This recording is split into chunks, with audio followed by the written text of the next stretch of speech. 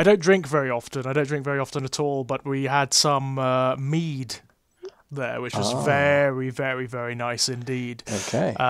Maybe drank a little bit too much of that. Appropriate, I suppose.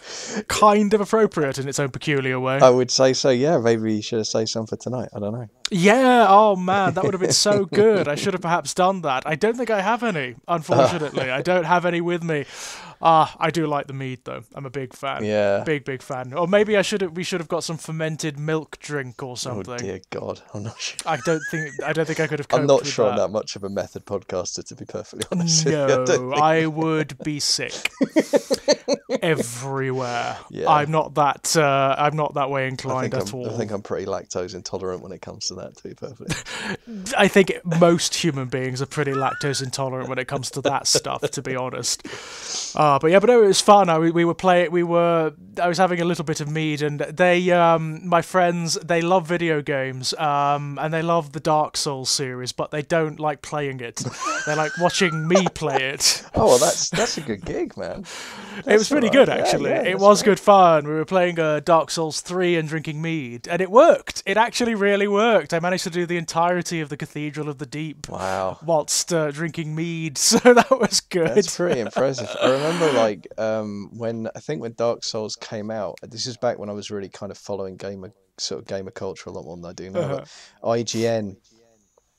Which were, I don't know if they're still going, I suppose they are, but they were massive. IGN, oh yeah. I mean, I don't think they're quite as significant as they were, but yeah, they're pretty big. Well, they lost Kezen McDonald, didn't they? Who's now the Guardian correspondent for gaming. She's just a phenomenal writer, and she was certainly wasted at IGN. You always got that feeling like, yes, you could do better than this, but she has, so that's all right. But I remember when Dark Souls came out, one of the things they did was they actually did a 24-hour live stream of various IGN people playing Dark Souls. Because they were really, that must have been fun. They were really pumped for it. They just wanted to see how much of the game they could get done in 24 hours, basically. And as I say, it was a team, but yeah. If you know it, I mean, there are ways of ganking the original Dark Souls. Yeah, I don't think they did though. I think it was quite early on in the game release. It was the first couple of weeks it had come out, so it really was so nobody knew how to do it. Not at really. That point. No, it really was an endurance test. And my memory is that they one of the boss fights they got stuck on was one with there's a giant guy and the giant slow one and the little fast one, the two.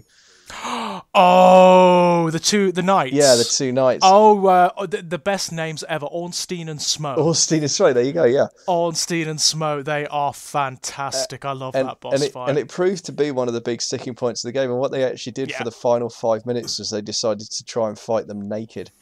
So they literally went in with a sword and no other equipment of any kind. It's not impossible. While they played People Don't Stop Believing. It was absolutely hilarious. Love those guys. Ornstein and Smough. It sounds like a really grotty law firm, doesn't it? You know? Or sort of off Broadway musical writers. Yes, yeah. Some sort of like agent or representative company, maybe, or something like that. Or just some kind of second-hand shop. That too. But yeah, that was fun. That was really fun. It was a nice refresher from playing Dark Souls 2, which you've not been enjoying. It's one of those really annoying bits of work where it does things brilliantly. Right. It does certain things really well, and then it does other things just so frustratingly bad that you kind of want to give up, you know? Yeah. I've never had that in the Dark Souls games before, as difficult as they are. Yeah. I've never had that where I've been through an area and I've been like, I'm not going back there. You know? Yeah. Because they bear revisiting in these games. They bear revisiting because there are so many secrets and things to uncover. But there are certain areas where it's like, no, I'm not a chance. Not a chance. I've pointed this out on my videos. It's like, right, I've got through that. I'm so sorry. I know there are secrets back there. I'm not going back. I'm never doing that ever again. No. No. Not gonna happen. So you've got your 1,000-yard stare from Dark Souls 2. Yeah, absolutely, absolutely. And it's such a shame because, like I say, it does stuff so well. Yeah. And then, it's frustrating because of that. Yeah, of course. Because you want to love it. Yeah. You want to love it because parts of it are so good that you could see what they were going for. You can see what they were trying to do, but it's just not quite right. And it's also, I think, particularly with that because they've been so consistent, haven't they? Otherwise, I mean, well, this is the thing. Dark Souls 1 is spectacular. Yeah. Dark Souls 3 is my favorite of the whole series. Bloodborne is one of my top 3 games ever created. Right.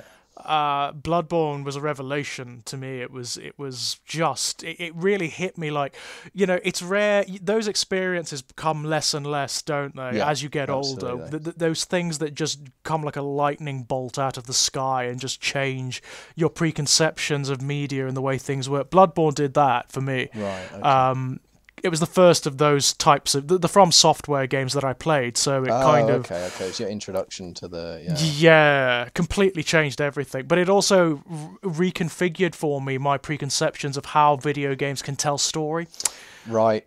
Yeah. Because it's all symbolic, it's all implied. There's hardly any. The game tells you hardly anything.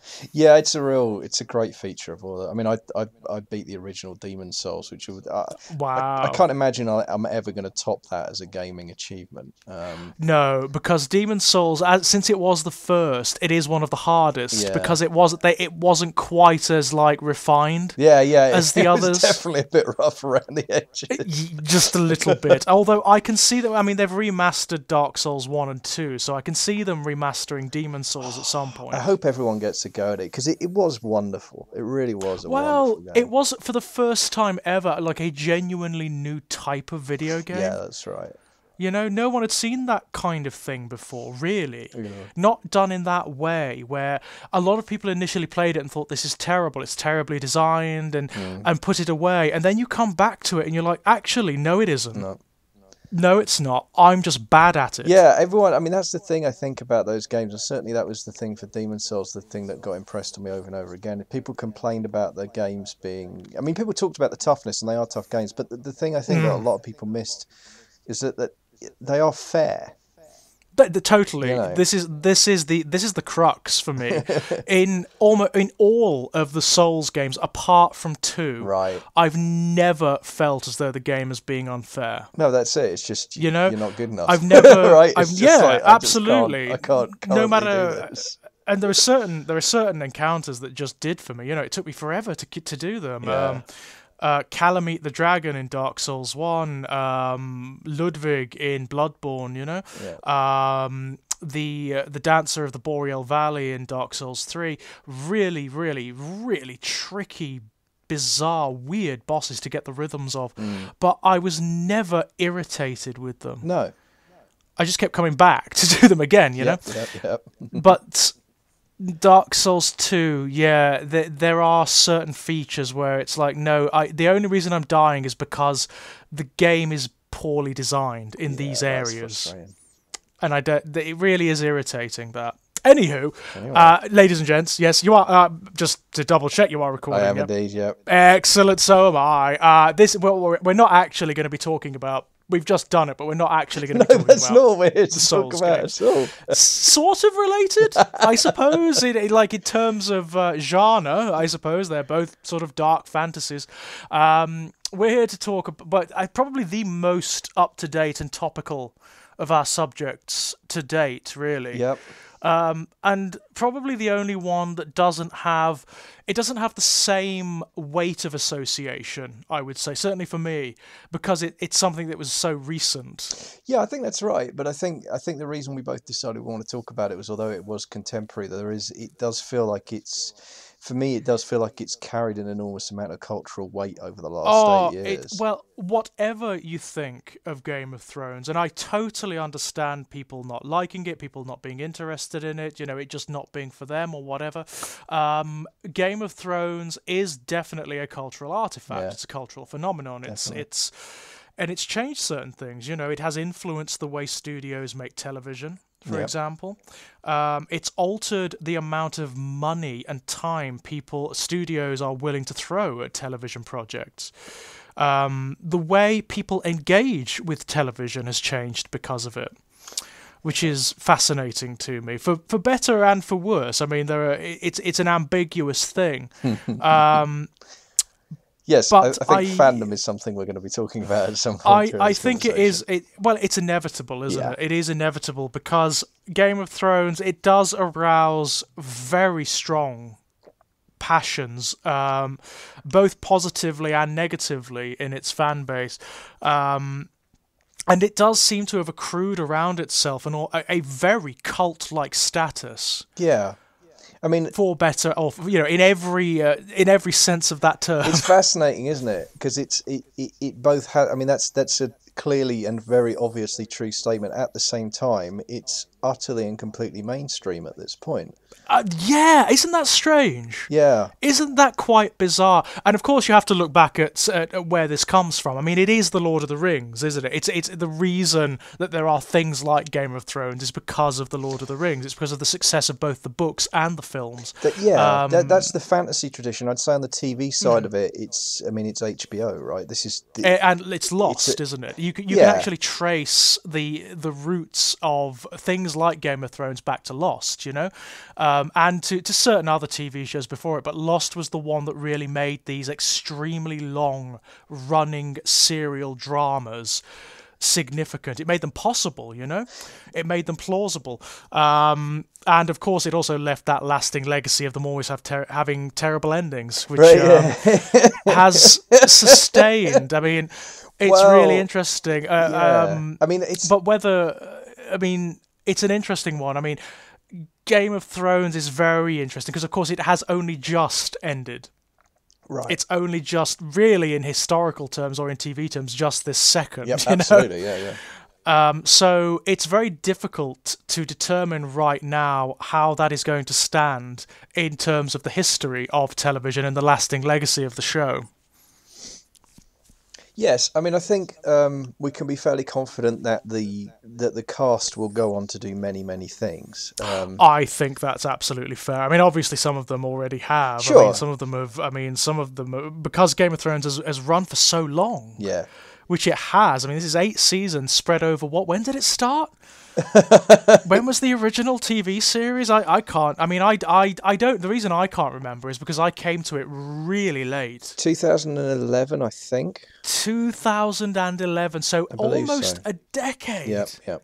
It's not. This has been running for a decade almost, and as a result of that, people have gone through life experiences whilst watching it or whilst being engaged with it. Some people have grown up watching it. Yep, absolutely. Which is amazing, isn't it? Which God means help them. God help them. Yeah, there are going to be people who have had their experience with Game of Thrones in the same way that you have with it, and I have with Weaveworld, and so on and so forth. It's going to be their media. It's going to be their fiction that has shaped their imaginations and their preconceptions of what stories are. Yeah, absolutely. And I think that, when we're talking about the show in terms of the cultural impact, I mean, that's a big part of what we're talking about. I mean, it's interesting that, I mean, it's not completely alien to HBO. Of course, they have made shows of a similar length in terms of seasons before. Sopranos, I think, ran close to this. Of course. Deadwood tragically did not, although it should have done. It should have done. It although we have the certainly movie should have coming, done. so that'll be all right, I'm sure.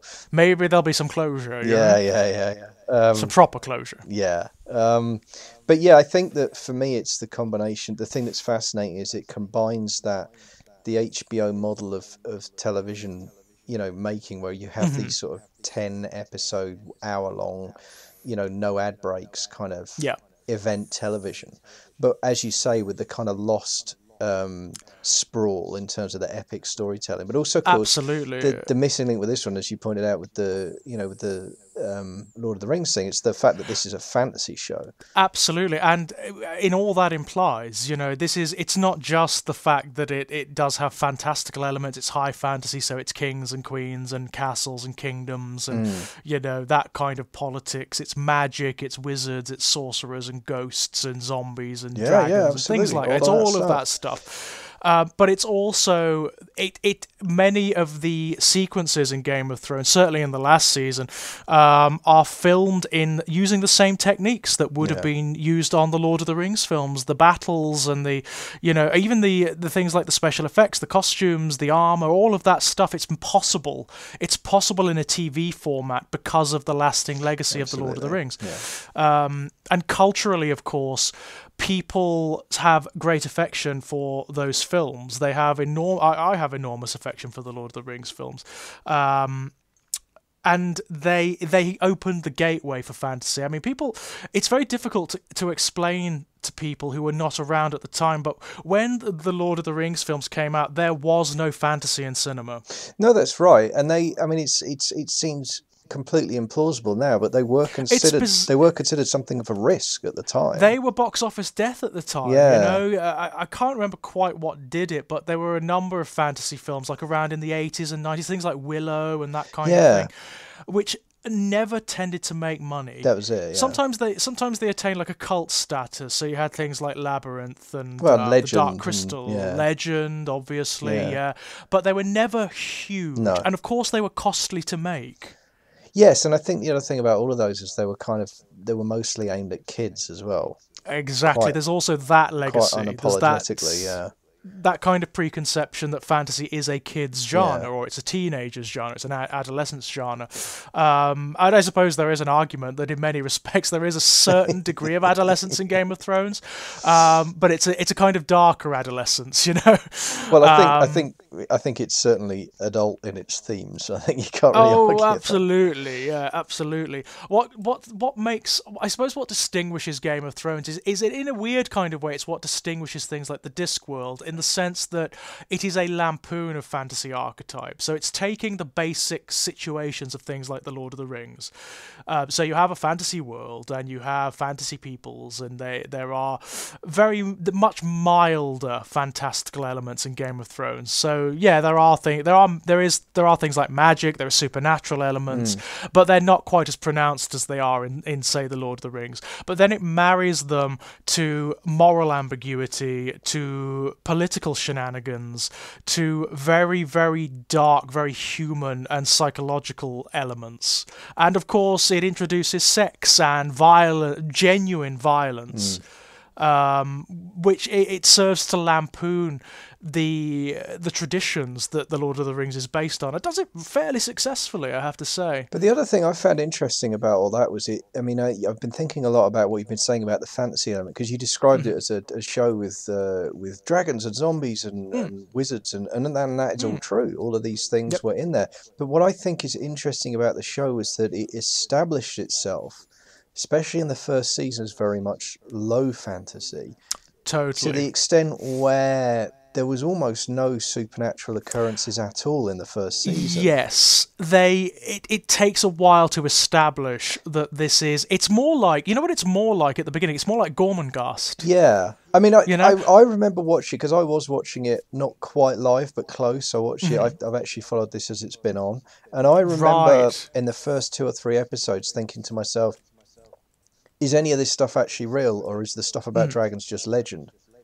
Because there was no evidence for it. You know what I mean? And there was no evidence of wizards, and people worship gods. Okay, so do we. I've seen no evidence. You know what I mean? So even the White Walkers, you never saw the White Walkers. Exactly. And to be honest, I got confused with because they kept going on about the wildlings, and I thought they were. But then you meet the wildlings, and you're like, oh, they're just another tribe of people. So again, they're just guys. You're led to thinking okay, so maybe this is how much of this is even real? Yeah. And I like that, because what it did was because it did it that way, I think it grounded the entire thing first and foremost in the stuff you've been talking about, in the violence, in the sex, in the politics, in the psychology of the characters. Exactly. Yeah, and then I mean, in the first season, really, and this does sustain all through the seasons, but you get the more heightened stuff later. It's a melodrama. Yeah. Oh, yeah. Absolutely. Isn't it? Oh, 100%. It's a giant melodrama. It's almost like a medieval fantasy soap opera. Yeah. And it spends most of the time toying with, I think, tragedy is a constant theme as well. And it's really the thing that I think the show played out very successfully, certainly up to the last season, was is is this an outright tragedy? You know, is the entire thing Yeah. a tragic story, or is there going to be some, you know, how is it going to land? Is there going to be some salvation here? Right. Because the whole throughout the certainly the first 7 seasons, Yeah. there's very little good. There's very little hope of salvation in this land. It's a dark, violent, gritty, nasty, cruel world. It really is. And the characters suffer. I mean, it is one of those shows. It does what in certain respects what The Walking Dead tries to do, where you have the characters ground down by circumstance and having to make very morally ambiguous choices and whatnot. But I would say it does it a bit more successfully than The Walking Dead because there is so much more variety. My problem with The Walking Dead by comparison is that it is just the same note over and over again, you know? Yeah. And once you get that note, it's like, well, yes, I know what you're going to do. See, the thing about I can see what you're doing. I mean, the thing about The Walking Dead narratively for me, and this is something I've kind of, I mean, I watched it for a long time. I want to be clear about this. I watched The Walking Dead for at least 6 seasons, maybe 7, and I had a good time for most of that. Yep. I don't regret the time I spent with it, and I'm happy to let it go on and be its thing. I'm no longer interested, but it was a good time. I'm not here to kind of disparage it, especially. No. But there was a criticism, I remember someone levelled at it early in the first season or the beginning of the second that has haunted me ever since, which is the fact that when you boil it down, Walking Dead's not actually about anything. Yeah, that's the problem, There's isn't not it? actually a driving narrative. It's just the zombies are There walking isn't. around. There isn't. And it's just like, once you see that, you kind of can't unsee it.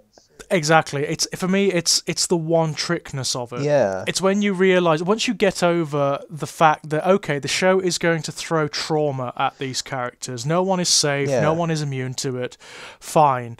And that's all it does. But it's also like the world has ended, what now? And the trouble is the answer to what now. And funny enough, narratively, this is something Stephen King discovered when he tried to write The Stand.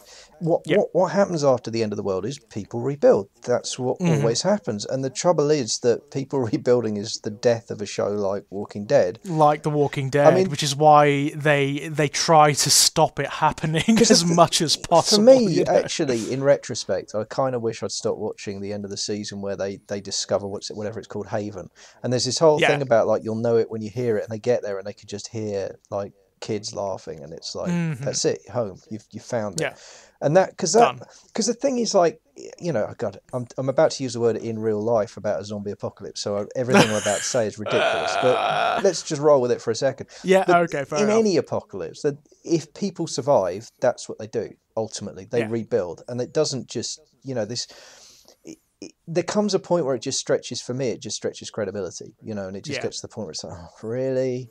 Absolutely. Well, it goes one way or the other, doesn't it? You either survive and rebuild or you give up. Yeah. That's fair. That's fair. And there are certain points in The Walking Dead where I'm sort of like, why bother? What exactly are you living for? You know? Yeah, absolutely. What is the point of this struggle? If it's all just going to be suffering anyway, and there's no way of rebuilding, which is clearly what some of the lead characters believe at this point. Yeah. Why bother? And it's also like, I mean, Andrew Lincoln's a phenomenal actor, and he's done a great job in that show. Every episode I saw him, and he knocked it out of the park. Yeah. But I did get to the point where it was like, for me, it was just like, you cannot keep psychologically destroying this character and rebuild. This is it. At a certain point, you don't get over it. You don't rebuild. This is it. You just can't. It's, you know and what on I mean? a narrative level, there's no arc No, there. exactly. That's right. It's just like, it's the same thing. It's the same note going duh, duh, duh, duh, all the time. This is what distinguishes Game of Thrones for me. The characters are so changeable and at times genuinely unpredictable. Well, and also the brutality is man-made in Game of Thrones completely. It's a structure we know. We know what medieval society looks like, especially you know. I mean, those of us, you know, Europeans who have been raised and taught any history at all, we've got a pretty good idea of what kings and queens were like and how they ruled and what that kind of absolute power does to people. Like, and this is not a million miles away from the reality. Well, I mean, we call it fantasy. Yeah. We call it fantasy, but I think one of the big problems people have generally with fantasy is they tend to think of it, preconceive of it as escapist. And now, there's a whole kettle of fish there. I don't believe in escapist fiction at all. I don't think it exists. I think I think the notion itself is garbage. Well, you cannot. create fiction that doesn't reflect reality in some particular way, you know. Or it's all escapist. I mean, that's the other Or way. it's one or the other. Yeah, it's one or the other. It's not a helpful label, is what we're getting at. It is not a legitimate label. That's the thing. It's not a legitimate label at all. And Game of Thrones really does demonstrate that, because what Game of Thrones does is it uses a fantasy setting to explore power structures and societal structures that we know. Yeah, absolutely. That are grounded not just in fantasy, but in history. And not just in history, but currently existing political structures and preconceptions of power and ideologies and whatnot.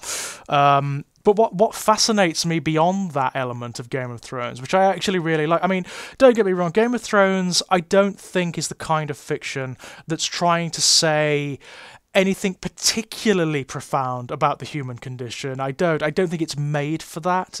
I think it is largely, it's the emotional journey more than that. It's a melodrama, you know. It's more about the characters than anything. It's not got any particular, it's not like, say, His Dark Materials or something like that has a really particular real world message in it that drives the narrative.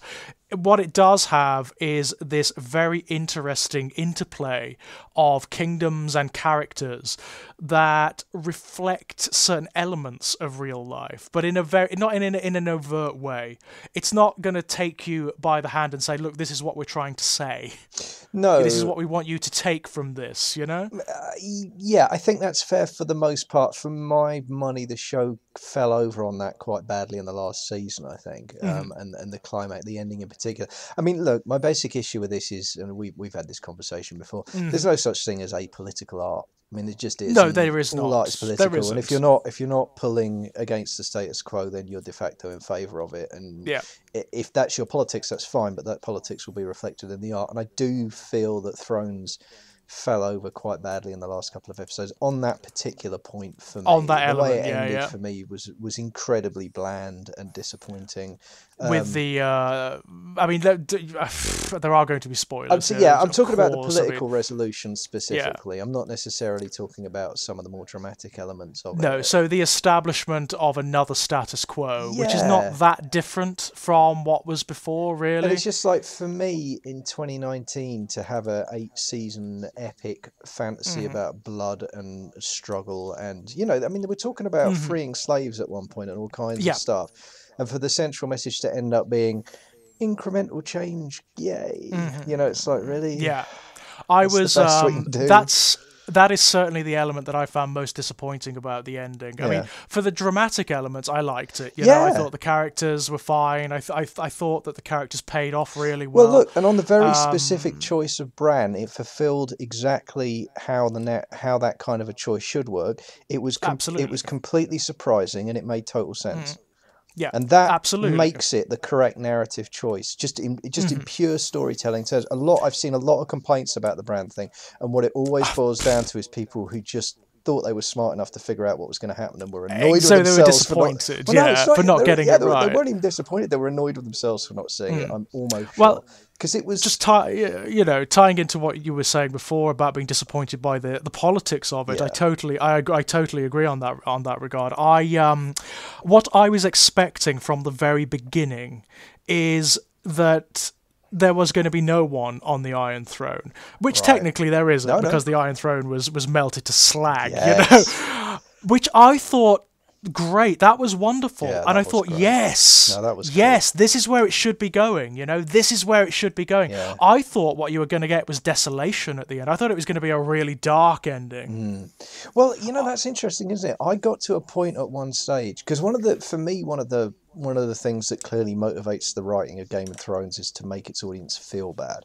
And that's something it's got in common with Walking Dead, actually. That is a commonality between the two. I think Thrones executes it better, pun intended, I guess. Totally. There's a lot of that in a lot of cases. I mean, I'm thinking, obviously, the season one finale shocker where Sean Bean got beheaded, that ranks as just one of my favourite moments of television that I've ever seen. Yeah. I remember feeling like physically ill. You know, I remember bursting into a sweat when that happened. Just like, you know what though? What I find really fascinating about Neddard Stark, yes, and his whole situation in this world. When I first watched the first season, whenever he occurred, I was like, you know what? You don't belong in this world, mate. You are too honest. Yeah. You are too pure. Yeah. You're too moral. And it's ironic because it's ultimately Ned Stark's morality and his honor that kickstarts the whole series of tragedies for his family and for almost all of the characters in it. Yep. His honor it becomes a matter of selfishness in many respects. It becomes self-indulgent and ultimately ends up in his execution, the death of his entire family at the Red Wedding, and it just spirals on from there. It just becomes this hideous like avalanche of misery from that point on. Yeah, I mean, I think to be fair, you'd have to give at least equal rate to Joffrey's psychopathology and his mother's totally overweening ambition, because that's clearly, that's the other side of that equation, right? Mm-hmm. Like, it was inevitable because she was a monster and so was her child. Absolutely, yes, and always was. Yeah. I mean, the thing about Cersei, though, I mean, how did he not know? You know? Yeah, no, that's fair. It's like, I mean, Neddard, he is very naive, isn't he? I think he is blinded by his morality and his sense of honor. I think because he is an honourable guy, and because he is a moral guy, he expects other people to deal honourably, you know? And it doesn't work. It just doesn't work. These characters, the Lannisters, I mean, they are a fucked up family. It's a family of narcissists and psychopaths, barring one guy, you know? Barring one guy. Although I will say this, I mean, one of the things I did love, certainly towards the end, was at the beginning, you start off hating Jaime Lannister, obviously. You're supposed to start off hating him. I mean, his first act is to knock a child out of a tower window after having sex with his sister. Yeah, exactly. So, but towards, sort of around, I think it's around season 5, you start to really like this guy. Yeah, or at least you see another side to him. You do. There is an honour there, isn't there? There is some sense of humanity to Jaime. Well, look, I've got to be honest with you. I'm never going to be able to get over feeling somewhat sympathetic to someone who ends up being called Kingslayer. Yeah, That's always I know. That gives them a totally. +5 to their charisma roll when they're talking to me. That's just because that's how I roll. So, and from a slightly other perspective, he's really hot. Okay, I'll take your word for he's it. like just smoulderingly beautiful. Is he hotter with the metal hand or without, though? That's my question. That's a good question. I'm not sure. Okay. I'm sure there are certain circles where the metal hand would be not necessarily circles I operate in, but No, there would be fair enough. certain circles where the metal hand. I'm not asking you to share more than you feel comfortable with. I would never do that. No. But no, he's a very attractive man. Fair but enough. then again, it's pervaded by beautiful people, isn't it? Well, it is. But I mean, Cersei's a very beautiful woman. It's just unfortunate she's amazing, isn't she? Yeah, she's but incredible. It feeds into it, doesn't it? She's got this whole sort of slightly fairy tale evil queen thing Definitely, going, where she is beautiful and she's icy and she's cold and statuesque. She's like a sort of inverse saint, isn't she? Oh yeah, absolutely. No, she's. And I did feel for her at certain points. Well, look, that's the other thing that the show was, I think, completely brilliant at, and you've talked about it with Jaime. But yeah, this show. When you think about everything Cersei does in the first 2 or 3 seasons, the amount of blood on her hands. The amount of just, pure sadistic evil that she personally commits, never mind what she orders happened. This show still managed to make me feel sorry for her. Yeah, a couple of times, point. actually. And that is that's top drawer storytelling. It's very clever, isn't it? It is. I mean, it's whatever else you might think about Game of Thrones. And there is, because it is fantasy, because it is popular, there is a certain degree of snobbery from certain critical and academic circles concerning Game of Thrones, as there is for any popular fiction, like there is for Stephen King, for example. There is a sort of like academics club thing, that goes on.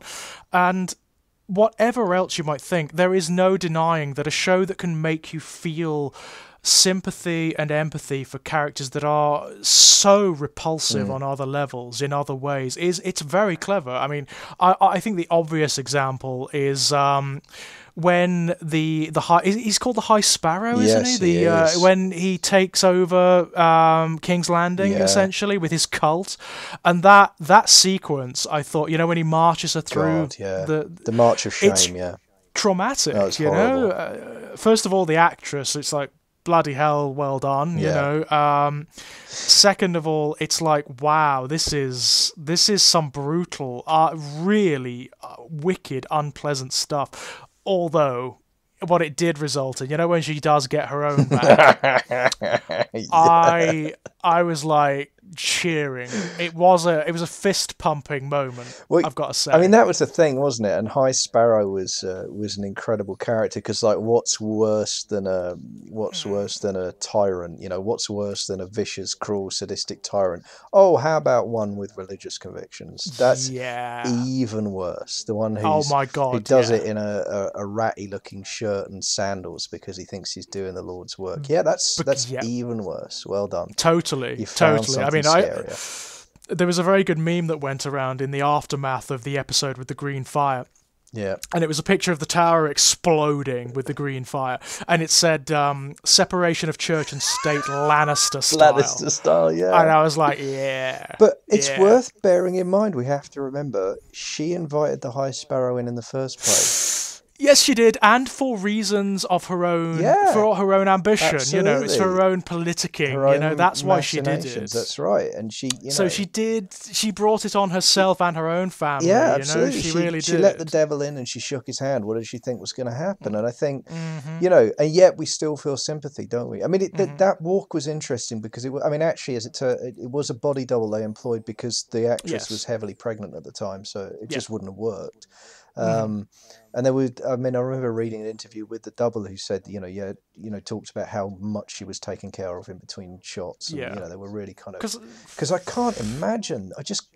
Because the thing about it for me is watching it, the reason that scene gives you such a visceral reaction, I think, or for me anyway, the reason it does is because, like, I know enough about the history of this country, never mind anywhere else, and how, in particular, witchcraft was treated, to know that, some version of that happened on a fairly regular basis for a few hundred years. Followed, by the way, the end result of which was she didn't make it back to a castle. She would just be tied to a lump of wood and burned. I mean, absolutely, or hanged, or drowned, or whatever. Yeah, absolutely. And there's something about just like that, and it there's biblical, right? The scapegoat, literally the scapegoat. The idea that you pour all of the sins into someone. There is something very primal about this. Something very visceral about it, and it's something, I guess there are social media versions of it, but it's not quite the same as, what I mean? Like, it's not quite the same as it used to be. I mean, there's elements of the style that may still be there, but the form is somewhat different. Yeah, I know exactly what you mean. Actually set people on fire anymore. And by and large. And it's quite extraordinary to see it and think, because it's the thing that's terrifying about the scene. It's not so much the idea of being forced to do that, I don't think. It's the notion that everybody is participating. Absolutely, happily, it is willfully, joyfully. That, like, it's a societal thing. It's not just it's a celebration, and we know this, right? People would take their kids to the hangings. This is it's all part of this, but it's like, it feels so viscerally alien, and yet it's so part of our history. It's entrenched, isn't it? It's actually, it awakens sort of like primal memories, doesn't it? Almost like genetic memories of our history. Yeah, exactly. And it's also, it ties into other things as well. The fact that nakedness is associated with shame. That the human body is something to be disgusted by, that it's something to be reviled, that it's a mark of shame to be naked. And of course it's for women primarily, isn't it? Of course it is. Of course it's primarily aimed at women. And it's also the fact that it's Circe, you know, on a character level, it's the fact that it's Circe. It's this woman who is, up to that point, has been this statuesque. Yeah. She's a kind of, in her own peculiar way, she has a kind of purity, Circe. It's a dark purity. You know, it's the same purity that Immaculata has. In many respects. Yep. She is, you know what she's going to be like. Absolutely. You know what she's going to do. Yep. She is always going to work to her own advantage. You know, she's always going to go for her own pleasure and power, and that's it. And to see her broken down on that level, to see her vulnerable, is kind of traumatic. Yeah. It is kind of traumatic. Yeah, and I think you're right. Part of, you know, certainly something that's in the mix there, you put your finger on, the misogyny of it is just, it's unmistakably there. And again, it's shaming just because of the fact that she's a woman, you know. And I suppose, like, contextually within the rest of the show, it works very well because by and large, the show is actually kind of sex positive in many respects, you know. It acknowledges that people have sex, that people have bodies, you know? Yeah. And it's very comfortable with nudity as well, which is also another kind of first. Yeah. I tell you what, male nudity. Well, yeah, again, I'm going to put a shout out for Deadwood, which actually did manage to pull that off. But it was very, in Deadwood, when it happened, it was a revelation. I mean, I remember that. It was a lightning bolt. And it's certainly still incredibly rare, and Thrones committed to it. It really did, didn't it? I mean, Thrones goes for it, and all power to it. No, absolutely. Anything that breaks down those barriers for me, it can only be positive. It can only be positive. And it was even like, there was stuff like, there was some really interesting things. So there was at least one male gay relationship, wasn't there? There was the heir to the throne who was certainly was married to a woman but actually not interested in her at all. And there was, I mean, the other one, of course, was the relationship between Grey Worm and the advisor. Very interesting. And that was great. You know, that was really cool. I mean, as out there relationships go, it was really interesting, wasn't it? Like, this guy who, not only was he a eunuch on the very literal level, but also on an emotional level as well, you know? Well, I mean, so had to be taught to be human again. Abused and enslaved and mutilated.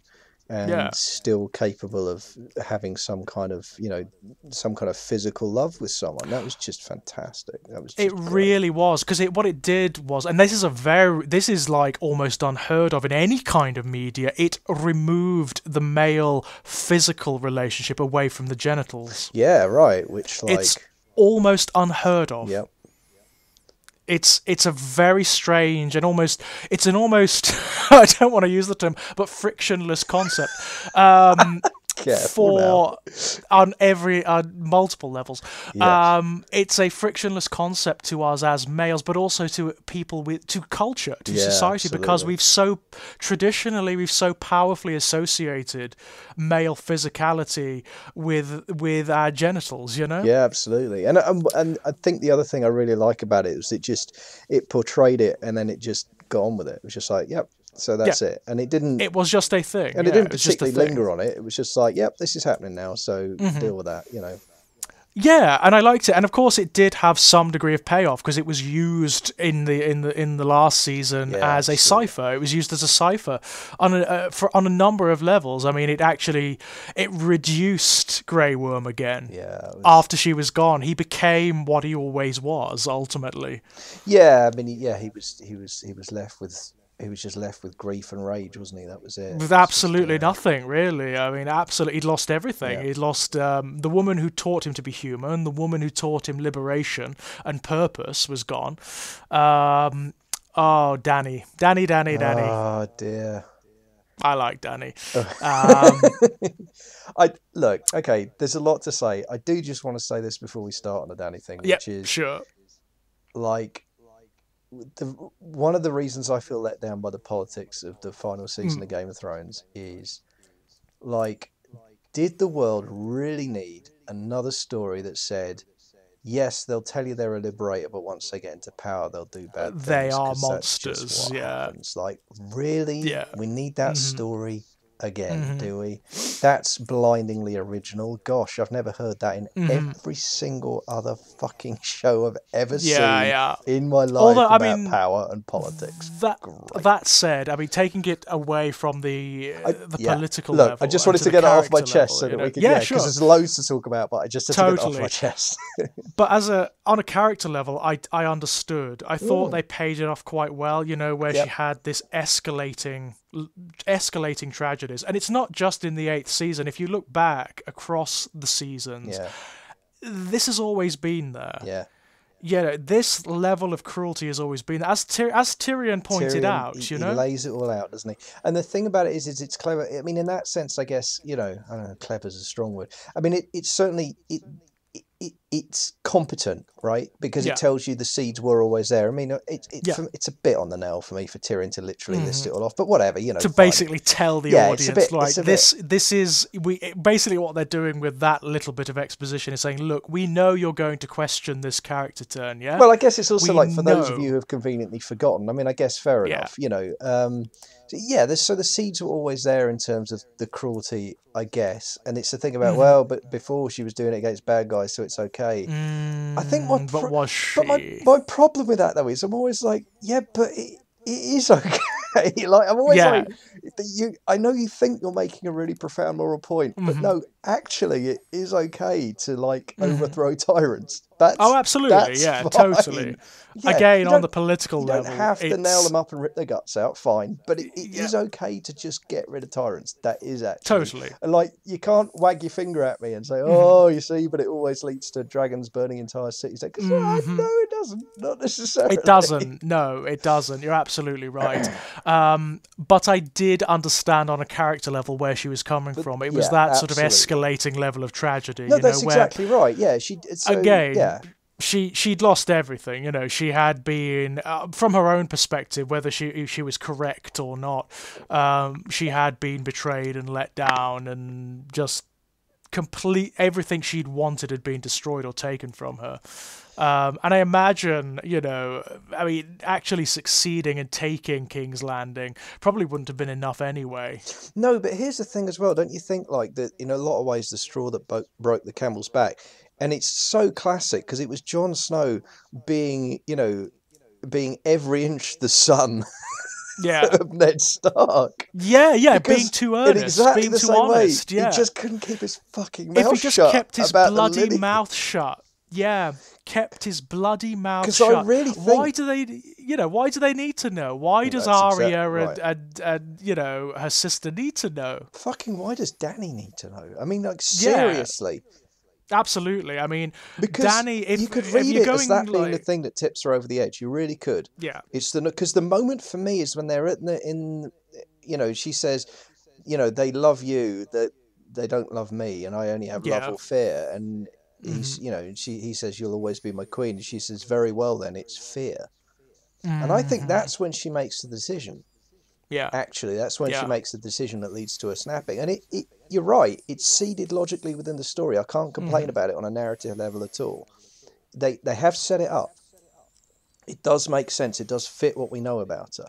And especially when you line it with the escalating loss. But I still think the difference between her snapping on that day and not snapping on that day is fucking Jon Snow keeping his mouth shut. It's Jon Snow. It is. It really is. And there's also wider elements at play here as well, because there is a certain element, obviously with Bran and his foresight and all of that kind of thing. There is an element of fate playing with these characters. There is an almost like Greek tragedy element to it, I'm trying to remember who it was. Someone I read said this. They thought that the interventions of the gods in the story were that was the intervention of the author. Yeah, very much so, very much so. But then again, it is the kind of story where that makes sense, because it does have elements of the Greek tragedy to it. It really does. Yeah. To the point whereby the characters literally echo certain Greek characters. Yeah. They echo certain Greek myths. So, and they even resemble characters from Greek myth in certain respects, Yep. So I get that element, I really do. And it is there when you look at the sort of time travel elements of it, and that Bran seeing into the future and Bran manipulating everyone via his powers to put them in exactly the right place. Yep. Exactly the right place. You know, there is a sinister element to Bran, certainly, or not Bran, the three-eyed raven as he becomes. But don't you think that's an interesting thing there? Because when you look at the thing about it is, when you look at history, it always looks like that. When you look at history, it always looks like a series of unlikely coincidences that lead to these incredible seismic events, whatever those events end up being, you know. Yeah. But sorry, go on. No, I was just going to say, but what that really reveals is like the ability of the human brain to look at randomness and see patterns, doesn't it? Exactly. It's just what we do. It's our tendency to narrativize and mythologize, which is exactly that. I mean, we are, you know, we call ourselves Homo sapiens when we could actually be called Homo mythologica or Homo narrativa or something to that effect, because that's what we are. That's what we do. We actually make these myths, we make these myths from our own pasts. You know, we make our own independent mythologies from our own pasts, which are they have no objective reality at all. I mean, I can't remember where it was, but I remember the first time I came across the phrase, and this was historians talking about why things happen. And one of them someone actually used the phrase historic inevitability as an explanation. And I was like, what the fuck is that? So what you're saying is things happen a certain way sometimes because it was inevitable they were going to happen that way. What kind of bullshit is that? That's not an explanation. It's not. That's sort of like a classical mythological explanation, isn't it? That's like saying, well, God has a plan. But that's like saying the apple falls from the tree because of gravity without explaining what gravity is or what it means or how it works. Yeah. It's like, okay, I'm no further forward than I was before. No, it's a non-explanation. Exactly, yeah. It's a non-explanation, isn't it? It relies upon very particular assumptions. But it is still compelling, isn't it? That's the fascinating part. It's compelling on a narrative level. It appeals to the mythological element of us, which stories like Game of Thrones do. Yeah. You know? And they're the kinds of narratives, despite whatever novelties Game of Thrones has for this kind of fiction, it is ultimately, when you look at it in a broad sense, it is still these it's an example of these very classic mythological stories that recur and recur and recur and recur. And in that regard, I think it works. I think it does work. I mean, for my money, part of the reason why I enjoyed the last episodes is because I'm not as invested in it as many seem to be. Sure. For me, it's fascinating on a narrative level, and that's almost it. That's almost it for me. It's like a melodrama for me. Yeah. I watch Game of Thrones in the same way people watch soaps. Yeah, and look, my objections to the politics are really no more than my objections to the traditionalism that you're describing. And none of what I've said takes away from the fact that on its own terms, as a traditionalist form of work, it's brilliant. It's obviously brilliant. I mean, it's transparently, fantastically well done. You know, my frustrations are purely on the fact that at certain points it appeared to me that they could have made some different decisions. Totally. And given that, I mean, taking a broader look at the show has been so transgressive all the way through. Right. It has been so unique and different. And it has lampooned so much about these mythological archetypes. And yet it couldn't quite do it on that level at the end. Yeah. It couldn't quite manage it, and that is a shame. But also, that is a shame. I have to say, it does fit in with the formal brief of the show, which is to make its audience feel bad, and it does do that. I mean, it does that incredibly effectively.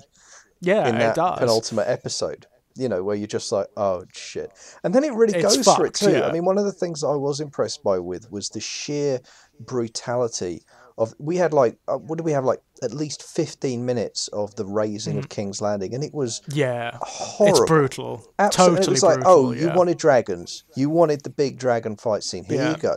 Here you go. This is it. This is Here what it is looks what this is what they are in this Yeah, world. that's You know, right. they are.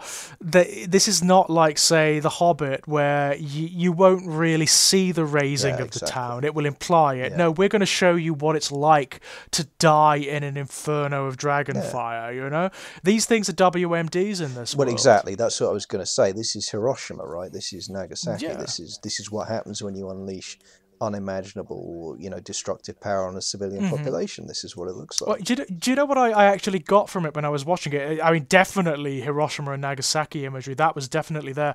But the photographs from Vietnam when Yeah. after napalm was Yeah, dropped. absolutely. That's what I got from it. You know, where you had like half naked Yeah, children yeah. running down the street with burns down their backs and Yeah, absolutely. just And as the most hideous thing. we're you know? talking, you make me think of Vonnegut and Slaughterhouse 5 as well, right? And Yeah. the firebombing of Dresden. That's the other kind of cultural marker. Mhm. But like, we don't see that very often. Like in any media, we do not see that very often. And certainly not in this. No, exactly. Certainly not in this kind of media. And it's bizarre, isn't it? Because when you think about it, it is perfectly logical. Yeah. I mean, what is the dragon in fantasy other than that? Yeah. What does it do other than that? It's a giant flying fire-breathing weapon. But you know what? I mean, look. As much as I love them, and I do, I've had a great time with the Marvel movies. But this is the thing about the sanitized violence of that kind of film, where even where there is the big monsters and the big scraps, there's rarely any blood. There's never any death. You know, it's mainly scenery that gets chewed and flung about. It's the same objections that I have to things like old war films and old cowboy films. Yeah. You know, where they're phenomenally violent in the sense that people are being shot left, right, and centre, but the way it portrays the consequences of violence is so sanitized. Yeah. It's so sanitized. Like in the old cowboy films, they'll draw, they'll shoot, and people will hold their bellies and just fall down as though they're going to sleep. Yeah, yeah. There's no writhing in agony as they bleed out, you know? There's no frothing at the mouth, there's no shrieking in pain.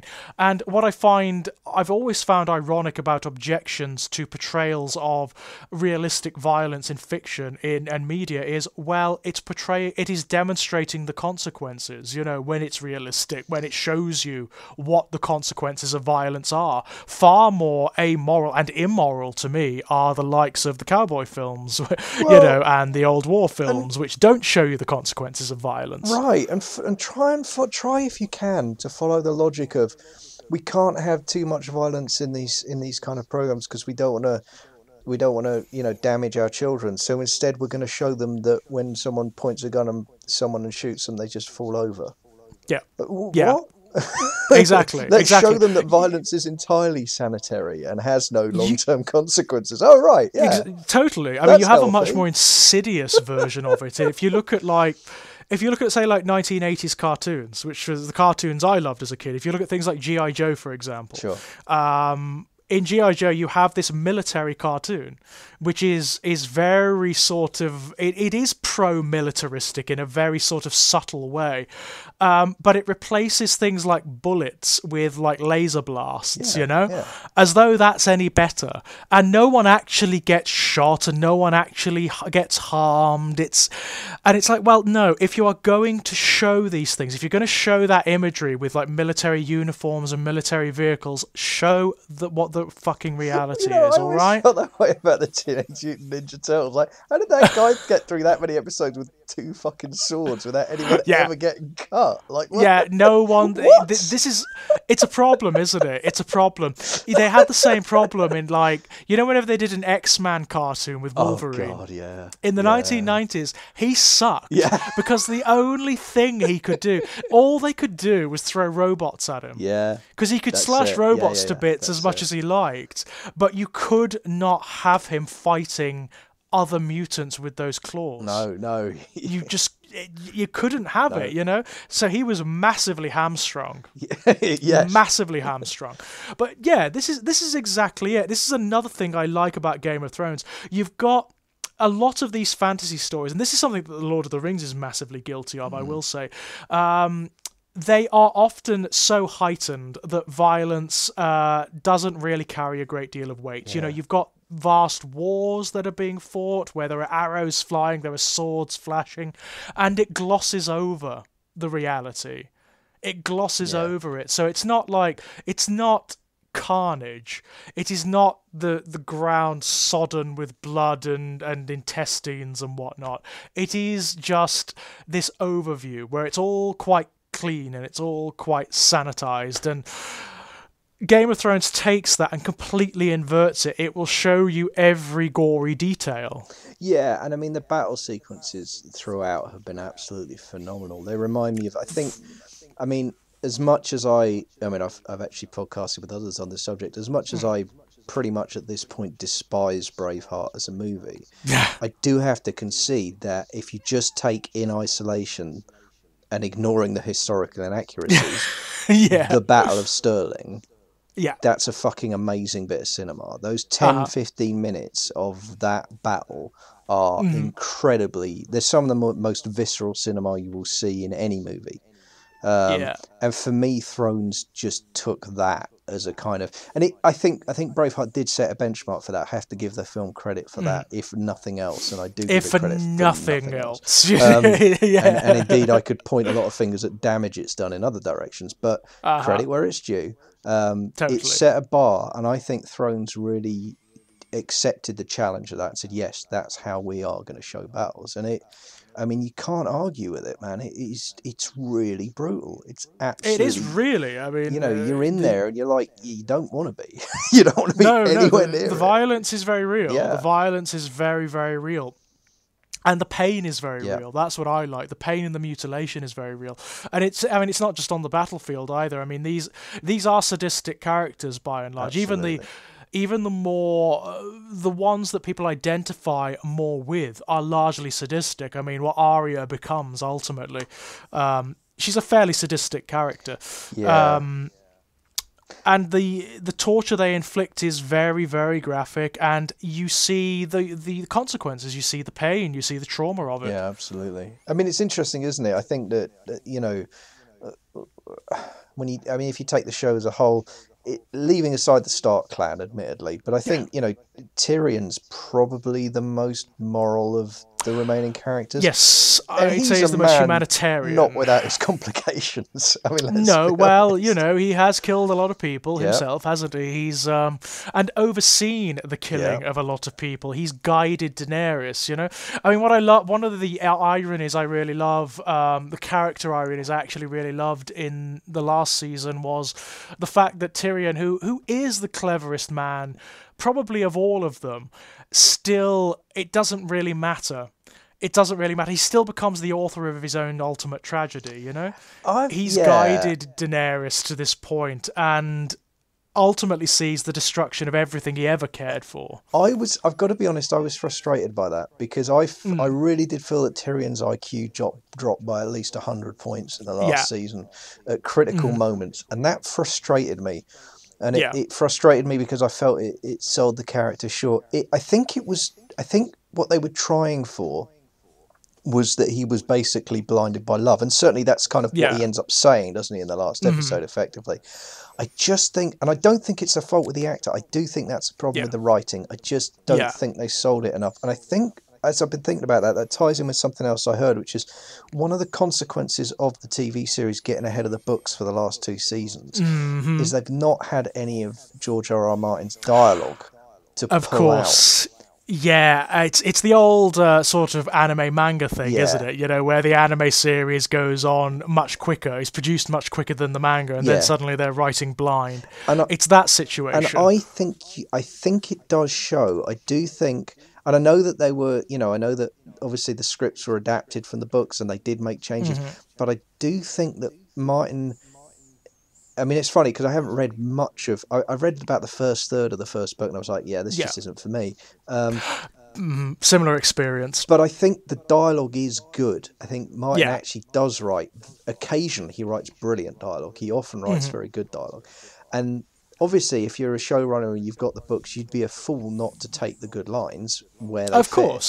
Of course. And you're within your rights to do so. But I do feel that it suffered a bit from that. And like I say, I think on paper, the arc of Tyrion falls in love and therefore doesn't see what he really should have seen. You can make that work, but I don't think they did with the writing in the show. And again, I don't think it's the actor that's at fault either, because he's fucking amazing. Oh, Dinklage is like, he's amazing in everything. He's one of those actors, isn't he? You know, he's one of those actors where you're like, oh, he's in this project, I'll watch it. I will make a point of going to see it. I just want him to be cast in everything for now. You know, like if I heard tomorrow that they were doing a Marilyn Monroe biopic and he was the lead, I would go and see it. Yeah, like, totally, I would too. I think he's just fantastic. He is genuinely brilliant, isn't he? He is genuinely brilliant. He's got such pathos. And he communicates so much with just looks. That's what I like. I like the moments when he is just silent and you've just got looks going on. For my money, what they could have done to make Tyrion's blindness when it comes to Daenerys, or his inability to judge her in terms of what was really going on with her, rather than describe it in terms of love, I would have liked it to have been described in terms of hope. He'd seen everything, you know. He'd seen what these power structures do to people and what becomes of them ultimately, and he just wanted this to work. And he'd invested too much, you know. And you know what I loved about that was because actually another one of my absolutely favourite characters who I despised in the first season but came to love was Varys. Varys was real. I loved his arc. Because you know, in the beginning he's very sinister, and you're like, ooh, you are an amoral. You're like the Grand Vizier, aren't you? You are like, you know, you will just shift any which way the wind blows for your own benefit, and it's just not true. No, it's not. It turns out what he was first and foremost a survivor, and I'm never going to give anyone shit for that, because you got to keep drawing breath. You know.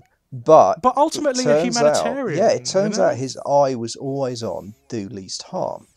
And actually, politically, that's pretty fucking sound. You know, and also turns out more perspective. He has a more perception in this regard than Tyrion does. But Andy also, he played an incredibly long game. Like, he knew the amount of power and influence he had. He refused at any point to martyr himself. And in refusing to martyr himself, he made horrendous compromises, but he kept pushing the needle in the direction he wanted it to go. And when he saw an opportunity to decisively make a difference, he absolutely didn't hesitate. What a character! What an arc! And you got these clues, didn't you? My favourite moment with him is when you find that he's got in a box the man who made him a eunuch. That was the bit that was actually the moment where I was like, he might actually be a good guy, you know, like because that's a long fucking game to get it to is that point, and you know? The way the whole framing of the character in the early seasons is sinister. He is just sinister. He is this sort of in the background character who's just, you never know what he's doing. You never know quite where he's gonna go or what he's gonna do. And you know, he has this whole ethos about him of being like the master of whispers, so you don't know. Also, you just don't know. Remember as well, in those early seasons in particular, he's also paired up with Littlefinger a lot. And that's who's just vile. A wholly immoral character, a wholly immoral character, and totally unlikable. I mean, the actor plays him brilliantly. Oh, it's a majestic performance, isn't it? It's just on the edge of being Sheriff of Nottingham, isn't it? It's just on the edge. There is edge, but he nailed it. There's a slightly pantomimic quality to him, but it works. It works so well. No, I mean, great. I had but I mean, talking of arcs, that guy's, his pathology was fascinating. And they all get their chance, don't they? Throughout the course of the seasons, they all get their chance to expose their own inner working. So you get to see who they are. You know, you get to see what's motivating them and why, what they want ultimately. Even when they're very complex, even when they don't quite know what they want or what their motivations are. And I've got a lot of time for it. I've got one of my bugbears in the 8th season, which is probably just a matter of time constraints ultimately, is I would have liked a little bit more about the what do they call him, the king of the undead, the ice, whatever, him. I would have liked to have known a little bit more about where they come from. Right. And why, what the... Because I had a suspicion that they were going to be... He was going to be almost like a tool. He's like a tool of fate for guiding the characters to where they needed to be. Right. Which he ultimately was, Yeah. but it was kind of implied rather than explored. Was it the Winter King, was it? Something like yeah. that. I can't remember. The White King? Yeah. But I think, Something like it's that. an interesting thing. I mean, one of the, talking about going back to the feel bad thing, I actually had an inkling that it wasn't entirely impossible that that guy was going to win. Yeah. I really thought, because we knew that the third episode was going to be the big battle of Yep. Of Winterfell. Yeah. And I really was looking at it thinking, they really could all die. This is Yeah, that and kind also- of show, and that was quite thrilling, actually. It was, and the way the show is set up, because all the characters are so fucking immoral, Yeah. by and large, even like the more positive characters are fairly immoral at certain points. Yeah. It's like, would that be such a terrible thing?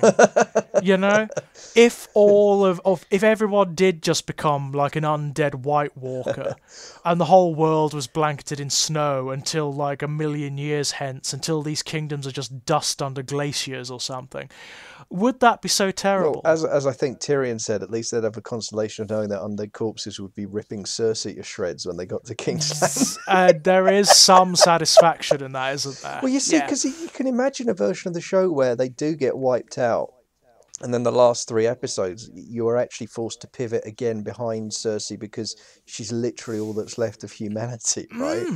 Now that would have been really dark. That would have been incredibly That would have been dark, but it would have been really interesting. dark. Because then it's like, whose side are you on? Yeah, and also, I mean, like the morality of the show would be really interesting Yep. then, because it's like it's getting behind the most immoral character. Yeah. And it would be kind of saying like, in this world that is patently immoral and patently cruel, the most immoral character, the one who is willing to go that far, is the one that survives. Yes. Now, that means we've gone from an argument in favour of bland centrism to an argument in favour of fascism. I'm not convinced that's an which is improvement. very, very but it would have been dark, a bold choice. It would. I mean, it really would on a purely like thematic level. Look, I mean, That would have been really interesting. I bow to no one in my distaste and annoyance with centrist liberalism, but I will concede it's less bad than fascism. Okay. Yeah, totally. So I think, yeah. I mean, just on a narrative level, just yes, for it like would have been, exploring that kind of thing, it would be fascinating, wouldn't it? Absolutely fascinating. So what you would have had then is fascism versus nihilism, ultimately. Well, that's it, isn't it? That's kind of is that even... I don't even know if that is a thing. I don't even know if that is nihilism versus nihilism. I don't even know what... Yeah. yeah. Is that a tautology? Is that... it would be fascinating. But I would have just liked a bit more about what the White King was, Yeah, it was interesting. And I mean, it's interesting how, for me, it's really interesting in the Battle of Winterfell, actually, how few people died in the end. Yeah. Because I really was expecting it to be, because we'd had quite some of the named characters. Yeah, I really was thinking. I mean, I thought Brienne, it felt like a natural conclusion for her. Yeah. Because she really had kind of come to this incredible place, and you just think, like, that's probably what's going to happen now. The martyrdom for her would make sense as well, because she is just that character. She is Joan of Arc, isn't absolutely. she? She is Joan of Arc, Look, I know we could do this for but I mean, she was just... What a character, and great character. Oh my God. Oh God, that lady is amazing, and she's got such presence. Like when she's on screen, she is one of those people that you just immediately turn to. Absolutely. And she was so great because she had that kind of dignity, she had that charisma. She was also just so incredibly awkward. I mean, she played it all so well. There was such a wonderful humanity to the character, despite her being this big, imposing, statuesque character. It was just so much fun seeing her interact with characters that were maybe a little bit more worldly wise. People like Jaime ultimately, and also Tormund, or whatever his name was, the wild man. Yes, oh my God, that was the great unrequited crush. That was so just brilliant. I mean, that character? Obviously, people are going to love. You know what I love about him? It's when he survives getting around the White Walkers and he makes it to Winterfell, and literally the first words out of his mouth when he walks through the castle gates are, "Is the big woman still here?" Is the big woman still So here? It's great. just brilliant. Yeah. Just God. absolute brilliance. Yeah. He's a scene stealing character, isn't he? But she, Just the scene stealing he was character. great. But I mean, she was amazing, and her big climactic scrap with the Hound at the end of whatever that was, season 4 or 5, wherever that. My God, that was just. Oh, what a piece of cinema, man. Yeah, the show was very good at that, wasn't Yeah, it? it was. Like building up to very particular confrontations between the characters that then ended up defining what their relationships would be Yep. throughout the following seasons. And they were always really well framed, I found. Yeah. Really well framed. It was either characters getting their comeuppance, which was always like Ramsay Bolton, that was wonderful. Oh my God. I mean, there are a few characters in it that are totally irredeemable. Even Cersei, as awful as she is, even Joffrey to a certain degree. I mean, Joffrey, as awful as he was a product of so many factors that were always against him. You know, I mean, his parentage, his genetics, even. You know, You do feel he was like always did, going. Yeah, you did feel like he didn't have a choice really about what He was always going to be ruined, Yeah, wasn't he? He was always going to be ruined.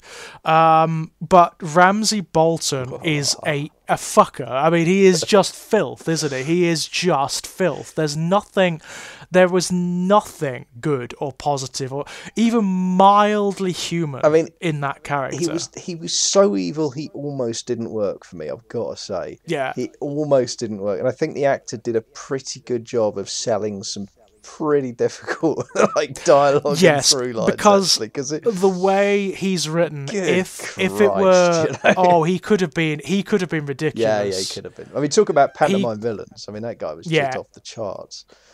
He could have been absolutely absurd, Yeah. and he just managed it. I think he managed to rein it in. You know, I think he just scraped it. But he was vile. Yeah, and I mean, another thing I really like about the show actually is that the way it portrays like the relationships between men and women in particular.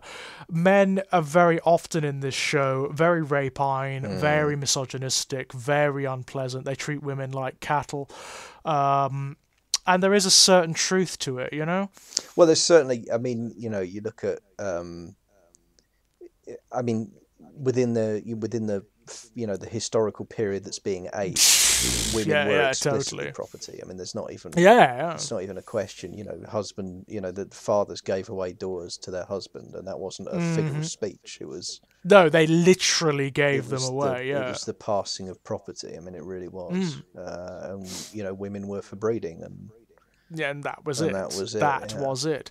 But the show also does a very good job, of breaking that, of course. Well, and I mean that's one of the moments again, even in the last season, where we feel some sympathy, do we not, for Cersei, where she feels completely forced by convention to have sex with disgusting pirate man, so she could pretend that Jaime's child is really his. Yeah, it's just fucking horrible, you know. It is, and again, I mean, it's an example of Cersei using what she's got, well, you know, doing what she feels she has to do. She, you know, power is everything to that woman. She will do what she needs to do, but she won't always feel good about it, you know. No, she will not. But then again, I think at that point, feeling good is just off the cards, isn't it, for Cersei? I think she's lost it by that point. She's gone. Yeah. She's like, I mean, one of the things I thought was going to happen to lend it a degree of sort of narrative poetry. You know how Jaime was the one who burnt the Mad King alive? Yeah. I thought that's what he was going to have to do ultimately to Cersei. I thought Jaime might be the one to finish her off, yeah. Yeah, I thought that's what was going to happen. Just to bring it full circle, you know? Yeah. I mean, I think a lot of us, I think the other one a lot of us wanted to see was maybe Arya getting in there. Yeah, of course. Because she was on the list, wasn't she? And that would have made sense. I mean, I did like the way, though, you had the Hound, wasn't it, who just stopped her. Yeah. And was like, look, this is not the way to go. No, that was great. You know? That was fantastic. It was good, wasn't it? It was great. It was good. And it was nice to see him like having a go at Gregor. Oh, that was I mean, talk about that was literally 8 seasons in the making. That scrap. Yeah. I mean, that was always that was always going to be great. Bloody brutal as well. Wasn't It it? was Very graphic. Yeah, very graphic indeed. Well, what I love about that was it was one of those great moments where the character on the screen is says out loud what every single person watching is thinking. Why don't you just fucking die? Why? You know what I also loved about Gregor? I loved the fact that you never really know what they did to him. No. To make him like that, but there are like implications that it's not quite magic, it's not quite alchemy, it's some sort of weird sort of like biomancy that they've done, some kind of weird biochemical fucked up. Who knows? I love that. Yeah, I mean, that's the kind of magic that fits into Game of Thrones. Absolutely, you know? And again, it's very sparing, isn't it? It's very occasional, especially early on. It was, but yeah, it's lovely to have that kind of. Yeah, you're just like, I don't know what that was, but it looks really fucked up. It looked, I mean, it looked hideous, didn't it? I mean, and of course, because it leaves it to your imagination, whatever you conjure is way worse. It's way, way worse. And I got to admit, I kind of liked Cersei's end too, because it's something I was thinking about a lot. A lot of people, it is something that a lot of people are annoyed about. I remember reading a lot of people saying, God, she deserved to suffer so much more. And I did get to the point on that where I thought, like, the kind of, one of the things that's kind of the point of Cersei for me is like, once you see how much cruelty one person is capable of, you realise, or I realise anyway, like that there's no punishment that fits the crime. There's no justice to be gotten, no matter how inventively cruel you are. There's nothing that's gonna absolutely make the measure of or somehow atone for what she's done. So absolutely, and also the desire for that, the desire to inflict suffering because she has been a cruel person, is itself I'll tell you, a hideous and cruel thing. And I'm glad that the show didn't buy into that. It's one of the wisest bits of criticism I've ever read. So this was someone talking. You've seen the Battlestar Galactica remake, the BSG. Did you watch that? No, I didn't. Can I express this? Yeah, please, go ahead. So there are Cylons and they look like people. At a certain point, a female Cylon gets captured. She's a robot, but she looks like people. She is subjected to horrendous, sustained physical. This is all off camera, but we find out about it. We find out that basically she's tied in a cell, and the soldiers can get in whenever they want, and there's a sign on the door that says "Do disturb," and we're left to our imagination as to what happens to her. And we've just got to the point in the season where we're starting to realise that yes, the Cylons are robots, but actually they're probably sentient. So it's kind of it's you know, it's all starting. So whatever way you look at it, it's torture basically. Whatever way you look at it, it's an inhumane thing to do. It's you know, it's rape as a weapon of war and as a weapon of torture. Yeah, I mean, it's sexual domination, all that kind of stuff. It's really gross. And this reviewer who was writing about the show said, this is someone called Jacob who wrote for a site called Television Without Pity, which tragically doesn't work, isn't running anymore. But he said, the thing is, when someone's done the most awful thing they possibly can, the only moral measure we have is how we respond to that. Absolutely, and that's the only thing that's in our control, is what we because at the point at which morally you can do whatever you want to someone because whatever they've done is unforgivable, what you choose to do actually says stuff about you, and it doesn't say anything about the person. Because you can do what you want to the person, because they've done something unforgivable. So whatever you do is okay. Absolutely. And also, it's not about them, is it? It's not about justice. It's not about anything. It's about personal satisfaction, ultimately. That's right. It's a selfish thing. And I think it's very revealing that. It's really interesting. I never forgot that. It was a really impressive piece of writing, because it was just a very succinct expression of something I kind of wrestled with in other kind of format. And this is not about saying that you shouldn't confront and punish tyrants. By the way, I'm not saying that. Not at all, no. And not that you shouldn't confront evil and it shouldn't be dealt with, you know? That's not the point. But it's not becoming evil yourself, ultimately, isn't it? It's not aping that same evil, you know? And I think... and calling it justice, and calling it justice. And also, like, embracing sadism's probably, like, never a good look, right? Like, why do that? Totally. And also, you have to bear in mind this woman has suffered. Yep. That's kind of the point. She is a broken woman. That's kind of the point. Well, it's why she has come to this point of, I mean, don't get me wrong, she was a total heartless bitch from the very beginning, Yeah. you know. But she also has lost all of her children. Well, that's it. I mean, she's, you know, if you think about how she's dying knowing that her entire line is dying with her. Mm-hmm. And everything, I mean, literally what you've got around Cersei and Jaime is her world coming down. Literally falling on her head. Her legacy, her history, her family, everything. Yep. And it also means, I mean, bear this in mind, everything she has ever done, which I'm sure she deluded herself had a point or a purpose, doesn't. That's right, all for nothing. It's all for nothing. And like, it's all for ruin. How bad do you need it to be at that point? Yeah. I mean, how much worse than that does it get anyway? And okay, so she got to look into the eyes of someone who loved her as she went. Okay, you're really going to begrudge her that, are you? I mean... Exactly. I mean, at least there's that. Fuck it, you know, it's over. I mean... At least there was something good in her life. I mean, okay, that's the best thing in her life is the incestuous relationship with her brother, but at least it's sincere, at least it's genuine. I'll tell you the other thing about Cersei as well. This is a moment from much earlier on, but I've never forgotten it. It was one of the most poignant moments. So it's when the city's under siege, and I think the second season, it's, oh God, I can't remember the name of the guy. It's the old, is it Greyjoy? No, what's his fucking name? I can't remember. It doesn't matter. Anyway, it's one of the old. It's one of the other guys with the claim to the throne. The dour northern guy who ends up killing his daughter.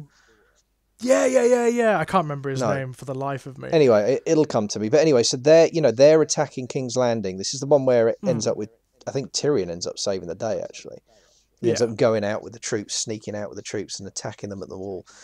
But Cersei's in.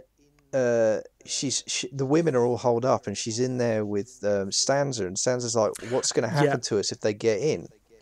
And she's like, well, I think we'll all be in for a spot of rape, you know. Yes, yeah. And but the way that scene ends is she can hear the soldiers getting closer and closer. She's sat on the Iron Throne, and she's got a bottle of poison in her hand, and her son sitting on her lap, and she's got the poison to his lips. Yeah, and she's just waiting to see who's going to come through the door. And in the event, it's her father, and it's okay. But there's a moment there where the doors are opening, and she is less than a second away from tipping it down her son's throat, and then trying to neck it herself before they get to her. And it's impossible. And even by that point, we know that she's a monster. It is impossible not to feel sympathy in that moment. It's just totally. horrific. What is that but an encapsulation of a sort of noble woman's position in this world? Exactly. You know, a woman's position in this world. This is the choice they've got to make because of the systems they were born into, you know? I do have a certain degree of sympathy for characters like Cersei because they were born into these systems and these statuses. And of course we know that her father was an immoral bastard, Can we just raise a glass to Charles Dance briefly? Charles Dance, I mean... Because holy mother of God.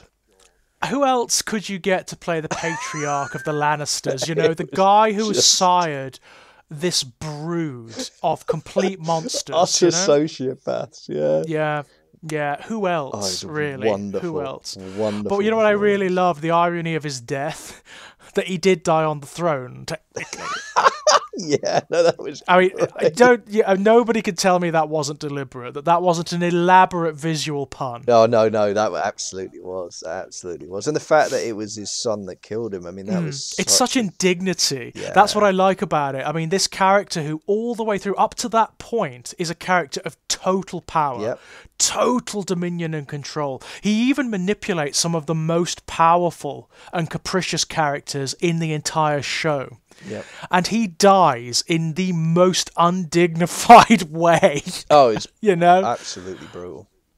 Without ceremony, without like any kind of resolution or great sort of character moment. It's just hideous, you know? Yeah. And it's perfect. It's perfect. That's exactly how he should have gone. Oh yeah. No, it was thoroughly deserved. I mean, totally, you know. I mean, that episode. It's funny, that episode with the siege. ends with him walking in, and then the next episode, I believe, which is because one of the things that Thrones did consistently was it had the big battles happen in like the penultimate episode rather than the final one, which I loved. I like that too, because it means you get the character payoff afterwards. Yeah, and I really appreciate they did that. And in that one, the opening shot of the next episode is a horse outside the throne room, and he literally, it literally, the horse literally takes a shit just outside the doors and then walks in, and it's him on the back of the horse riding into the throne room. It was just fucking fantastic. It says everything about that character, doesn't it? It really tells you everything about that character. And you see it immediately. As soon as you meet him, I mean, that's the genius of it. And this is good performance and good writing. As soon as you meet him and you see him for about 5 minutes, you understand all of them. You understand it's also very good casting. Yeah, you know? It's a fantastic bit of casting, yeah. But you know what I mean? Like, you understand why Tyrion is as he is. You understand how Jaime and Cersei ended up like they did. You just see this guy and you're like, oh, yeah. It's like, of course, of course. And you get the impression, what I really love about it is you get the impression that you get this wider resonance from him. You get the impression that, like, this is what the Lannisters have been like for generations. They have sort of enshrined this system and this tradition of cruelty and caprice and entitlement and narcissism, and made it into an almost like religion. Oh yeah, well, but it's just, for me, it really is the cruelty of it. It's like, because I mean, isn't there a thing of like Jaime's basically dyslexic or something? Is that something like that? Yeah, I mean, effectively, I can't quite remember what it is, but and like his dad's solution is just to bully him into not being dyslexic. It's just horrific. Yeah. It's just endless punishment. You know, so that should work. Yeah. That's gonna work, because that's how it's always been done, and that's how things are. You know, right. And it's just, but also for me, that it is a metaphor for the entire thing about that level of nobility, which is just and in fact that kind of feudal system where you take the square peg of humanity and you mash it into the round hole that is the shape you need it to be for your system to work. You know, well, it's implicit in the title, isn't it? It's implicit in the title, Game of Thrones. That is exactly what it is. It's an exploration of like power, of what the systems of power are. And in a way, it's very like The Princes. You know, it's Machiavelli. You know? Absolutely. It is Machiavelli. It's exploring the nature of power, the systems of power, and how just hideous it is, how poisonous and corrupt and cancerous, and how it eats itself ultimately. Yeah, and again, if you accept those are the themes, then you know you can't really argue with what happens with Dany in the final season, because that's the theme writ large all over again. I mean, that's what she always wanted, wasn't it? I mean, it's always been about fulfilling this almost divine legacy. And of course, as Tyrion says, she has reason to believe that she's correct. Yeah. Because she does perform very miraculous feats. She can walk in dragon fire, and she can tame the dragons and all of that stuff. And that must do... I mean, I kind of liked that implication, the notion that, you may be able to do these things, but it doesn't necessarily mean that your interpretation of them is correct. Oh, and I mean, you know, the sequence where she burned up the head of the you know, she basically got the entire hierarchy of the Dothraki into a room and then just incinerated them. That was an incredible moment. I mean, that really was dramatically. It was an incredible moment, and again, for me at the time, unambiguously a fist in the air moment too. That was just great. That was just like, fucking, you take that shit down. You know. Like, I also, you know, I mean, I love the way they inverted the almost like Disney princess quality of her, because of course, when she first appears, she's a total victim. Oh God. She's a victim of everyone. Her brother, who is this incestuous, weird, abusive, bizarre character, of her husband, in inverted commas, you know, of her society and her culture and her father and everything. She has been a victim of everything. And she even looks like that. She looks like a Disney princess at the beginning. You know, she's all sort of milk and size. She's kind of virginal at the beginning. And ultimately becomes this augur of desolation. You know? It's interesting because the other princess arc, of course, is that of Sansa's, and this one really interesting because she's the character who I hated her in the first couple of episodes. It was easy to hate her because again, she was like her father. She was an author of the misery. to come, you know? But also just because she was so shallow. I mean, Stanza was just, she was just this, you know, she really, I'm going to the castle now, I'm going to meet Godfrey, and we're going, and it was just like, fuck off. But what I like about her arc is what it did was I ultimately realised I was being challenged by the show about my prejudices. Because the thing was like, what fucking choice did she have? What chance did she have? What else was she going to do? Brought up in that world with those expectations. You have to have the kind of, whatever you want to call it, character or grit or just stubbornness of Arya to not end up. And to be fair, Arya probably only got away with her behaviour because her older sister was so well behaved. And because her older sister's the one who's going to bear the brunt of whatever happens, you can get away with more as a younger sibling. You know, like in that, it's just, you know, it's the William Harry thing. Harry can get away with being a bit of a tosser or misbehaving or more jokey because he's not going to have to sit on the throne, right?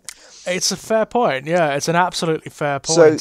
So like, I was really down on her, and actually none of her attitudes or behaviour were her fault. And she went through absolute fucking hell. And she became this incredible character. Yeah, well, by the end, she resembled her mother, didn't she? Oh my god, yes. Oh, which is very interesting. Yeah. Very interesting indeed. And I love the fact that, like, the way the show set her mother up, you would have thought in any other fantasy story of its type, her mother would have been a saviour figure. I mean, you want to talk about feel-bads. Was that a worse moment than Ned Stark's execution, the Red Wedding? The Red Wedding. Was that the single worst moment in the entire... I mean, don't mean worse as in negative. I just mean as in terms of, like, emotional, oh, Jesus Christ, did that just happen? For me, I mean, for me, Ned Stark's death was inevitable. Okay. For me, it was inevitable. A, because it was played by Sean Bean, and Sean Bean always dies. And B... because of the way he was, because of the way he was, if you look at him, he is essentially a character from The Lord of the Rings, plucked up and put into this world. He doesn't fit. He was inevitably going to end up dead.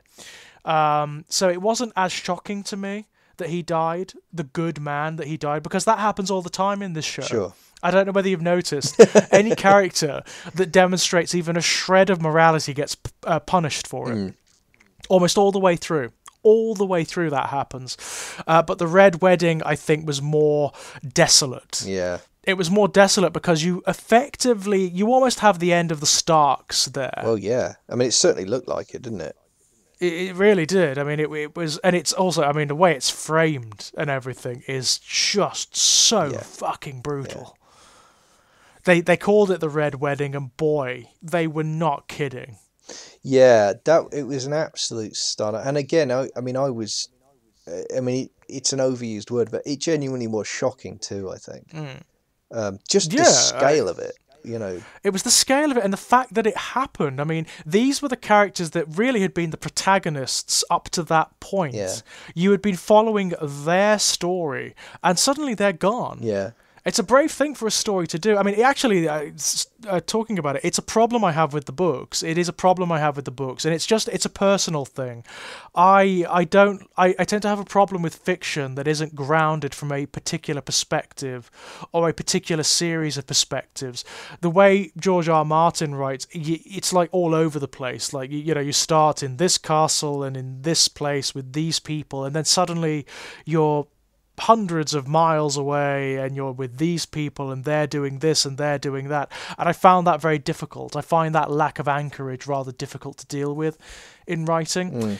But I thought it was very brave of the TV show to take you to that point and then effectively do away with your anchor point. Yeah, I think it was that's it, isn't it? It was just the sheer defiance of expectation. Yeah, because I found myself, after it happened, I was thinking to myself, well, where's it gonna go? What the fuck happens now? Yeah, because the first season follows Ned. Yep. And then you're like, he's gone. Yep. And then it's like, well, here's Robb. It's got to be Robb. No. Or not. No. So who is it going to follow ultimately? Yeah. And it does that very successfully, I've got to say. It really does do that successfully, because it could have so easily faltered at that point. Yeah, and I think it was the right narrative. I mean, the thing is interesting, isn't it? It's like the common thread throughout the entire show is like the Stark boys just ain't that bright. You know, they're just not very bright. They're just not, are they? No, they aren't. And like, you know, it kind of sells you a kind of switch and bait, because you got the whole thing of the secret wedding. You know, Rob gets married in secret. And you think that's going to be the thing that brings it all down, you know, that arrogance and that stupidity. And of course, in a way it is. But just not in the way you think. Not in the way you think, and it doesn't play out the way you expect. And then it's suddenly, and it's when his fucking mum's in there, and you're like, not her. Yeah, No, surely not her. And her last scene where she has the knife to the you know, the guy's wife, you know, he's you know, and just kills her, knowing she's going to die next, but does it anyway just because. Well, there's nothing else to do. There's nothing else to do, and it's just like, I mean, the shit. I love that, because again, it's like, I mean, one of the things we've talked about before, like the essence of some of the kind of storytelling we do, is like no good choices, right? Yeah. What do characters do? What do people do when they have no good choices? When there's no recourse. It's a source of endless fascination, because it's so horrible, right? But it's so interesting. But so true. I mean, it's such a true thing. Very often in real life situations, there are no good choices. Right. You've just got to limit the damage. You know, you've got to go for what you think will be the least harmful. That is very true, I think. And I think, like, her character in her last 30 seconds of her life is in the ultimate no good choices. She's got a knife to the throat of a woman, doesn't really want to kill her, doesn't really know her. No. But it's her last bargaining chip. And then the guy who she thinks he's the bargaining chip for just says, actually, I don't care. Yeah. And then you've got 30 seconds left. You're definitely dead. What do you do? Just nothing. Just nothing. I mean, it's stripping. I mean, and she has been a character. She's been an icon of such power and influence up to that point. You know, she has been the Rock. She has been the one that everyone turns to, including the viewer, actually. After Ned's death, including the viewer. And she's gone. Yeah. She's stripped of everything, reduced to powerlessness. Yep. I mean, that is a central theme of the show, isn't it? It is taking power and stripping it away. It's taking agency and stripping it away. Yeah. Yes, and I mean, those moments of vulnerability for Cersei are exactly that, whether it's when she's sat in the throne room or doing the walk of shame or being tortured by the High Sparrow. You know, it's those moments where everything is taken away from her. Well, it effectively happens to every character that has any kind of status, if you think about it. I mean, there's the point where Joffrey is king and he's undone. There's Cersei and her walk of shame. There's Daenerys, who is stripped of her power ultimately through her own hubris and her own fanaticism. It happens all the way through. Tyrion's power in his own intellect and his, you know, that's what happens. That's what happens in this show. Yeah.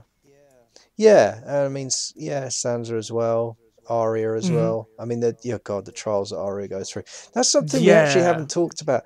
I mean, the whole sort of basically the entire season where she's in training as an assassin with that. Yes. Oh God, that was so fucking weird, wasn't it? That was very interesting. In the best possible that. meaning of the word, that was so fucking weird. It was very strange. And of course it pays off ultimately, you know, because she needs it. She needs that training to have survived Winterfell, because otherwise she just wouldn't. It's as simple as that. Right. She just wouldn't have survived it. Yeah, and it is very strange. The only thing that sadly there isn't any really big payoff for it, is the whole face changing thing. Right. That they introduced. There could have maybe been a little bit more of that going on, you know, a few maybe unknowns, you know, bait and switches where you're not sure, is it Arya, is it not? I don't know. You know, they could have played with that maybe a little bit more, but I understand why they didn't, because it is a confusing factor. I mean, they used it in that one amazing scene, didn't they, where she fed the guy his own kids in the pie. Yes, there was that one moment, and it pays off there, you know. That was good. Yeah, it pays off. And of course you've got it's the inversion of the Red Wedding. It's a kind of red feast, I suppose, isn't it, you know? And that works. It really does. I was wondering if they were going to use it later though. Yes, you know? There was a lot of people saying that, especially in the last couple of episodes. Well, you know, once we know Dany's gone, I mean, one of the possibilities was that she put on Jon Snow's face, right, to take out Dany. Yeah. Yeah, that would have been interesting, actually. yeah. Although I like the fact that John did it, ultimately. Yeah, that kind of works for me. Although, again, there's this interesting thing, and again, it's a fairly consistent complaint of mine with the last season. Like, talking of IQs plummeting unexpectedly. John. No, Danny. No, Danny, yeah, Why didn't yeah. Danny see that coming? Exactly. Yeah. Because she'd figured out that he was always going to be the main threat. And she figured out why, Yeah. not for his own sake, but because others would manipulate him into it. Danny was far, far brighter than John. I mean, that's not saying a huge amount. I think No, your John was never average- the your cleverest average character, was he? horse is probably slightly smarter Yeah. than John. But, you know, like, still... As the show points out, Yeah. you know nothing, Jon Snow. Yeah, quite. But, like, why didn't she, why didn't she Get just it, have him yeah. killed, frankly? I mean, that does happen quite a bit in the last season. Yeah. There are a few moments where I was like, why didn't they see that coming? Yeah. Like the death of the dragon that's shot down by the Iron Fleet. I'm sort of like, why didn't they at least sort of anticipate that there might be ballistas Yeah. and things that might cause the dragons harm, you know? Yeah, there is. I mean, and I understand why it had to happen, because you couldn't just have her flocking in with two dragons and just, and Cersei Well, having effectively nothing. it was a necessary part of her cycle of loss too. It was another Yes, kind of there was that it was too, yet yeah. another huge emotional psychological blow to her. Yeah. And to be fair, again, that I think that was played pretty well. The other one is Varys. Why did Varys suddenly not realize that he couldn't trust Tyrion? Why did he suddenly, like... Yeah. Yeah, why did he sit there and wait? I- why weren't there more manipulations, more sort of contingency plans, perhaps? I mean, his death scene was wonderful. I mean, Yeah, it it was was dramatically satisfying. The performances were great, and I loved him say. I mean, my favourite bit in that was when he just said, "I truly hope that you're right. I truly Yeah. hope that I'm wrong." It was yeah, such a that I deserve that I this. deserve this. That was such a Yeah. touching moment. It really was. Yeah. And him accepting it as well, Yeah, just yeah. just accepting it. Very interesting. But- Very But interesting. then there is the part of me that's like, but he's been so much brighter than that for the entire series. Why is he just at the last just walked? I mean, just trod on a rake. Why is he just Yeah. smacked himself in the face like that? And the answer is because we need to finish this fucking show. Because it needs to be done. Yeah. Yeah, it needs to be done. I mean, I do feel for the show writers in this regard. I really do feel for the show writers, because it's a thankless. It was always going to be a thankless task. But I mean, can you imagine? It was Can always. you imagine what happens narratively at that point? Imagine you get to that episode. No, imagine this. Imagine Varys pulls off the assassination before she torches King's Landing. What fucking happens then? Yeah, what then? What do you do then? Because you couldn't have done it. You just could not have had it, because it would have necessitated another Exactly. season. That's At least, you know? it, exactly. It's like, what would have happened is the show wouldn't have ended. That's what would have happened. Trying to tie up all of these narrative arcs, all Yeah. of these themes, all of this stuff. It must have been a nightmare. It must have been an absolute nightmare. And I'll tell you this, for whatever faults it had, and it does have faults. Yeah. I will certainly not sit here and try to pretend that it's a faultless piece of work, because it's definitely not. No. It's probably one of the best resolutions for this kind of show that I have seen, because there is a tendency for them to not just be mildly unsatisfying. There is a tendency for them to crash and burn Oh yeah. in their final episodes. I mean, Lost is a fantastic example. I mean, I was invested in Lost. See, I was properly invested in I've Lost. got to say this. I'm not always the smartest reader. In fact, I'm often quite gullible when it comes to fiction, Yeah. and I will get caught up in stuff quite easily. But Yeah. I'm very proud of myself, because I watched the first season of Lost on a box set I borrowed off a friend, Yeah, and I got to the end of it and I was like, they are never fucking paying this off.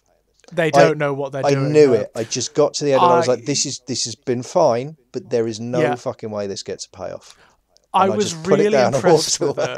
it. I was really impressed with it right up until the last season. Right.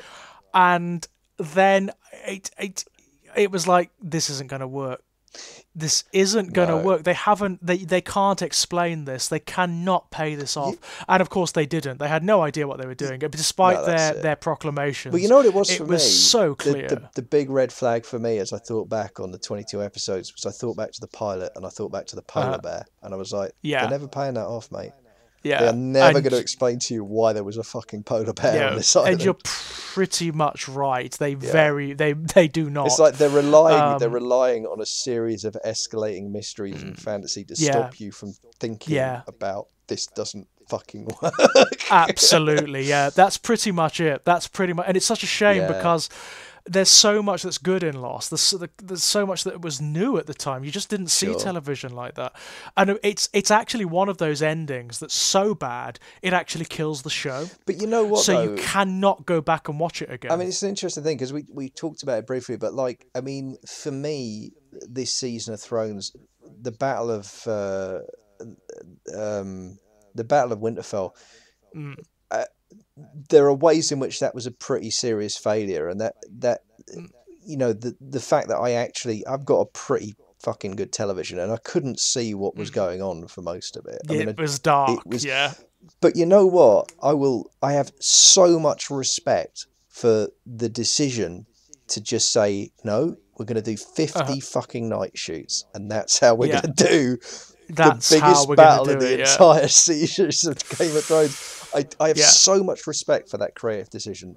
In all the respect to the world. And okay, you didn't pull it off, but fucking hell, you gave it a go, and I love. You gave it a go. I love that. Yeah, and those shoots are grueling. Yeah. I mean, have you ever seen like the Battle of Helm's Deep documentaries and whatnot? And they, where people have got like T-shirts saying "We survived Helm's Deep," because it was such a hideous thing, and I imagine this was no different. But I just love the sheer balls of it, just commitment to like, no, we're just going to do it at night. We're going to do the whole thing at night. Like, you're fucking insane.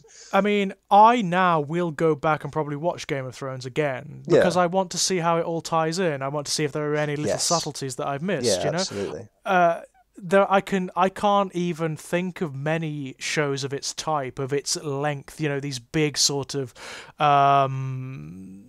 serial series from the big TV studios. I cannot think off the top of my head of even one where I could do that, I think I think Sopranos is the one for me. Maybe The Sopranos. I have done Breaking that Bad twice. for me. I really like Breaking Bad. I really like. But Breaking we're talking Bad. about a handful, right? That's the thing. Yeah. And That's it. interestingly, What tends to happen is they just run out of steam. Yeah. They work themselves to the point whereby there's nothing else to tell. There's no way of cleanly resolving them. Then the network just wants to wrap them up. Yeah, and interestingly, actually, in both those cases, I would argue that The Sopranos and Breaking Bad, they were cultural phenomenons at the time they were out. Maybe not quite on this scale, but they were big. They were both incredibly big. And again, you feel like it kind of paved the way in some way, don't you, for this event to happen? Totally. In fact, if you're up for it, Breaking Bad may be another one I'd love to do. I have yet to finish it. Really interesting. So that would be a fascinating one to come out. Fascinating. But yeah, and I also think that the reason my reaction hasn't been as strong, I suppose, is because I'm just not as invested in it. I mean, I like Game of Thrones. Yeah. I think it's fun. That's as far as it goes for me. It is not the kind of fiction that I'm gonna connect to on any serious level. It just isn't. For me, it's a kind of frippery, Yeah. It's slightly, for all of its narrative complexity, for all of its mythological complexity, it's entirely character based for me, and that's what it functions as. It's like a soap opera, as I said before. So I was never going to be, even if it was absolutely terrible, the ending, which it isn't. It's not absolutely terrible, despite what some of the people on the internet will claim in their hyperbole. It's not absolutely terrible. In fact, as these shows go, it's one of the more successful conclusions. It really is. I still wouldn't have been that put out by it.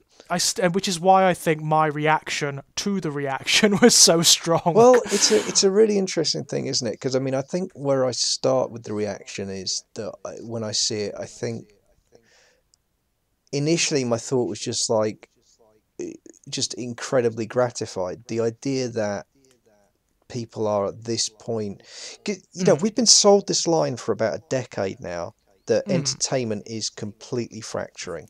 We're all going off to one of our 70 billion channels, and we're all going to be digitally catered for by niche market entertainment, and there isn't just going to be the mainstream storytelling experience anymore. That's behind us now. We're not that kind of... And actually, it's just not true. We have these incredible cultural events like this that create this homogenous experience where literally, I mean, I got into work on the Tuesday and everyone wanted to talk about it in the office. Everyone was like, "Oh my God, have you caught up with Thrones? Holy shit, what just happened?" Well, this is why I started watching it. Right. This is exactly why I started watching it. I mean, I resisted it for the longest time. I only watched the first 6 seasons about 2 years ago. Yeah. I resisted it for the longest time. I really did. It was like people were talking about it. It was so popular. It was everywhere. And I was like, oh, well, I'll watch it whenever, I'm sure. I'll get to it. But I just, there was a naturally contrarian part of me that was sort of respect like, that. I just cannot be bothered, you know? But to my friends who I was visiting yesterday, actually, they were so insistent that I watch it. They actually bought me the first 6 seasons on DVD for a birthday or whatever, and said, you must watch it because we want to talk to you about it. I was like, okay, fine. So I initially started watching it, and I thought, okay, I'll watch it in the background while I'm doing other things, and I'll get the gist of it. No. I had to stop. I had to stop and go back because I was like, okay, I don't know who's died. I don't know who this is. I don't know where I am. I have no idea what's going on. So I had to go back and watch it again. And then it caught, I started to get the characters that I liked. I started to find the relationships interesting. I was like, oh yeah, I can definitely see getting into this. And I did, I never watched it while it was airing. Right. I never watched it while it was airing. I always left it a month or a few months and then watched it in my own good time. Right. Outside of people's conversations and that sort of context. And, I found it enjoyable on that level. And I did... season 8, it was the one I watched the soonest after it aired. I didn't want to watch it during the furor. Right. I didn't want to watch it whilst everyone else was watching it and talking about it and whatnot. And I think that may have helped. I think that may have helped provide some distance, some critical distance from it. Yeah. I mean, I think, though, when it comes to the engagement side of it, I mean, so firstly, there's the thing about... I mean, one of the things I found interesting is a lot of... This is not specifically aimed at you, although you did do a video about it, so we can talk about it. I did, totally, yeah. A lot of the same people I have seen, of whom you are one, but by no means the only example, who have talked about their feelings about the fan reaction and felt a certain amount of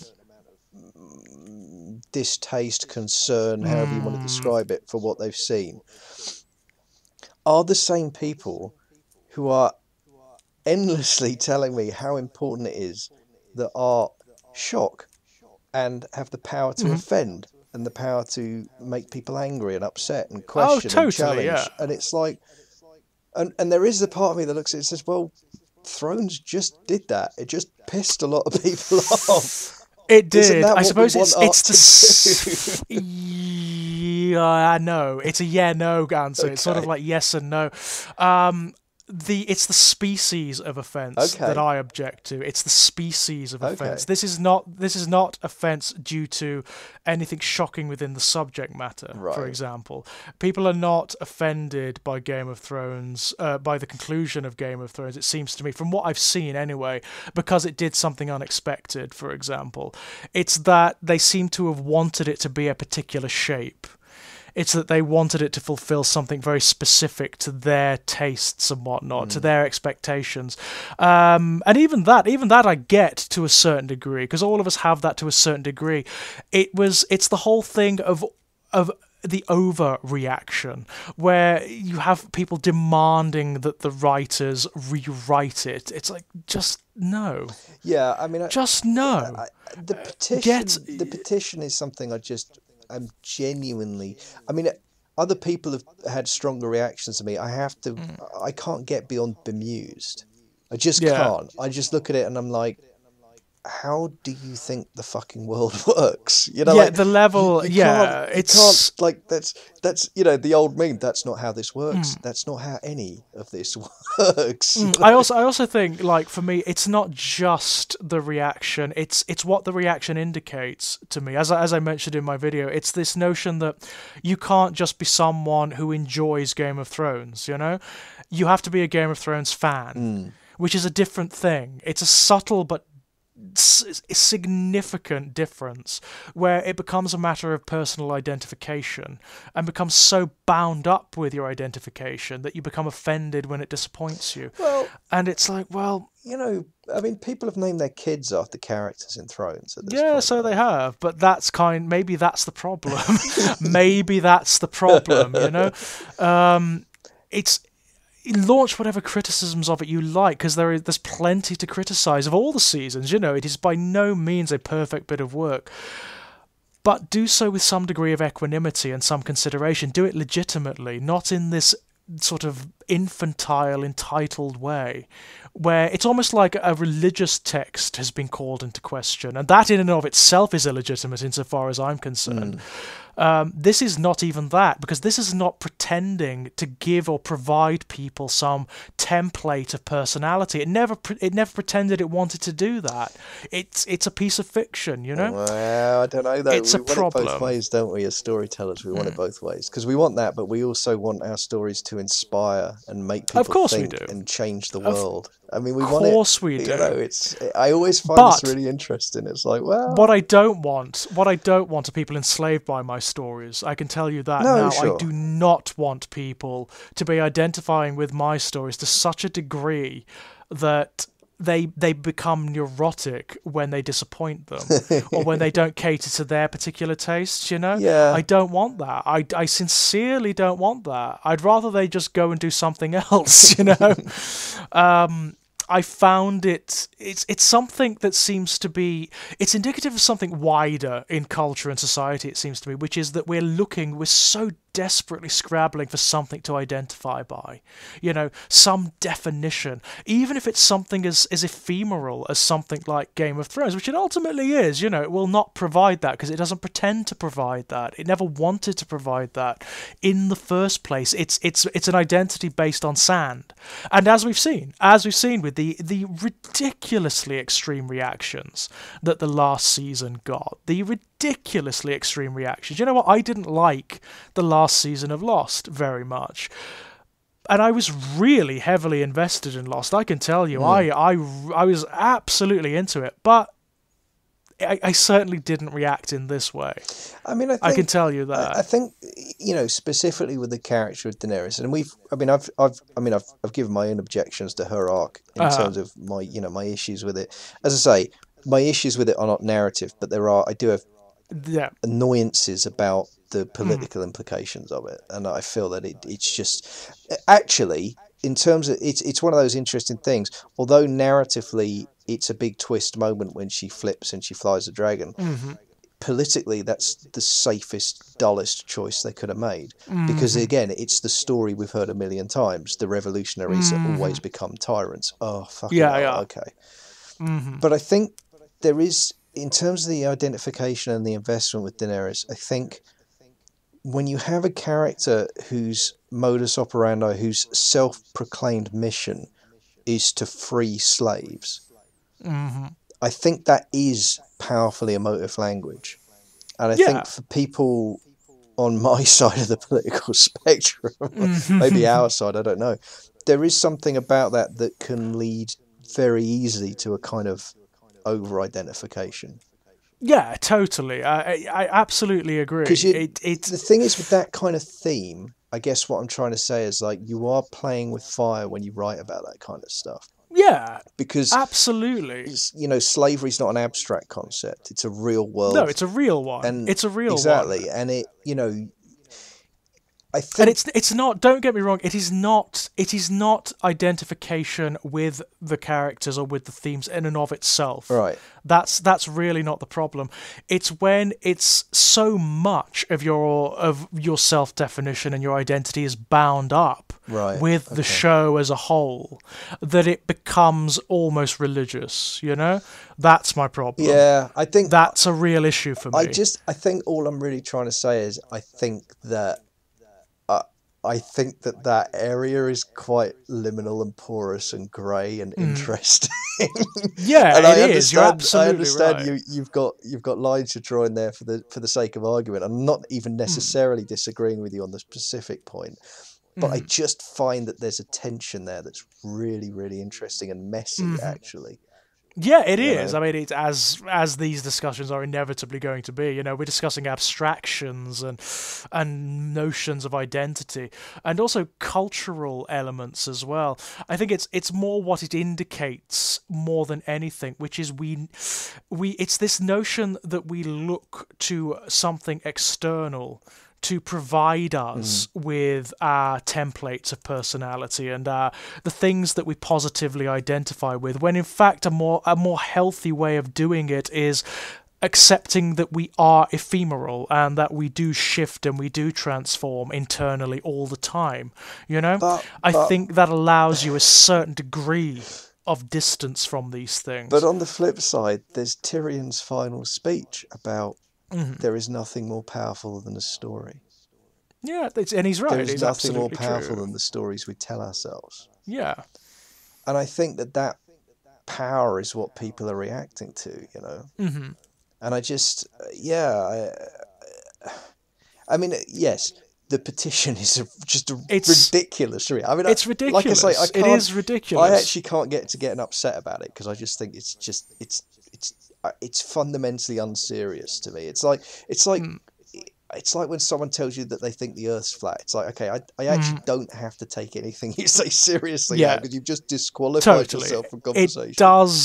It demonstrates a lack of understanding of how things work, doesn't it? On a purely technical level, it just demonstrates a lack of understanding. So, like, if you're signing it in sincerity, I literally can't have a conversation with it. If you're signing it just as a sort of howl of outrage, okay, fine, you know. But even then, I'm sort of like, that's really petulant and pathetic. You see that? Okay, it's impotence. There's the it's point. impotence. There's the point of difference.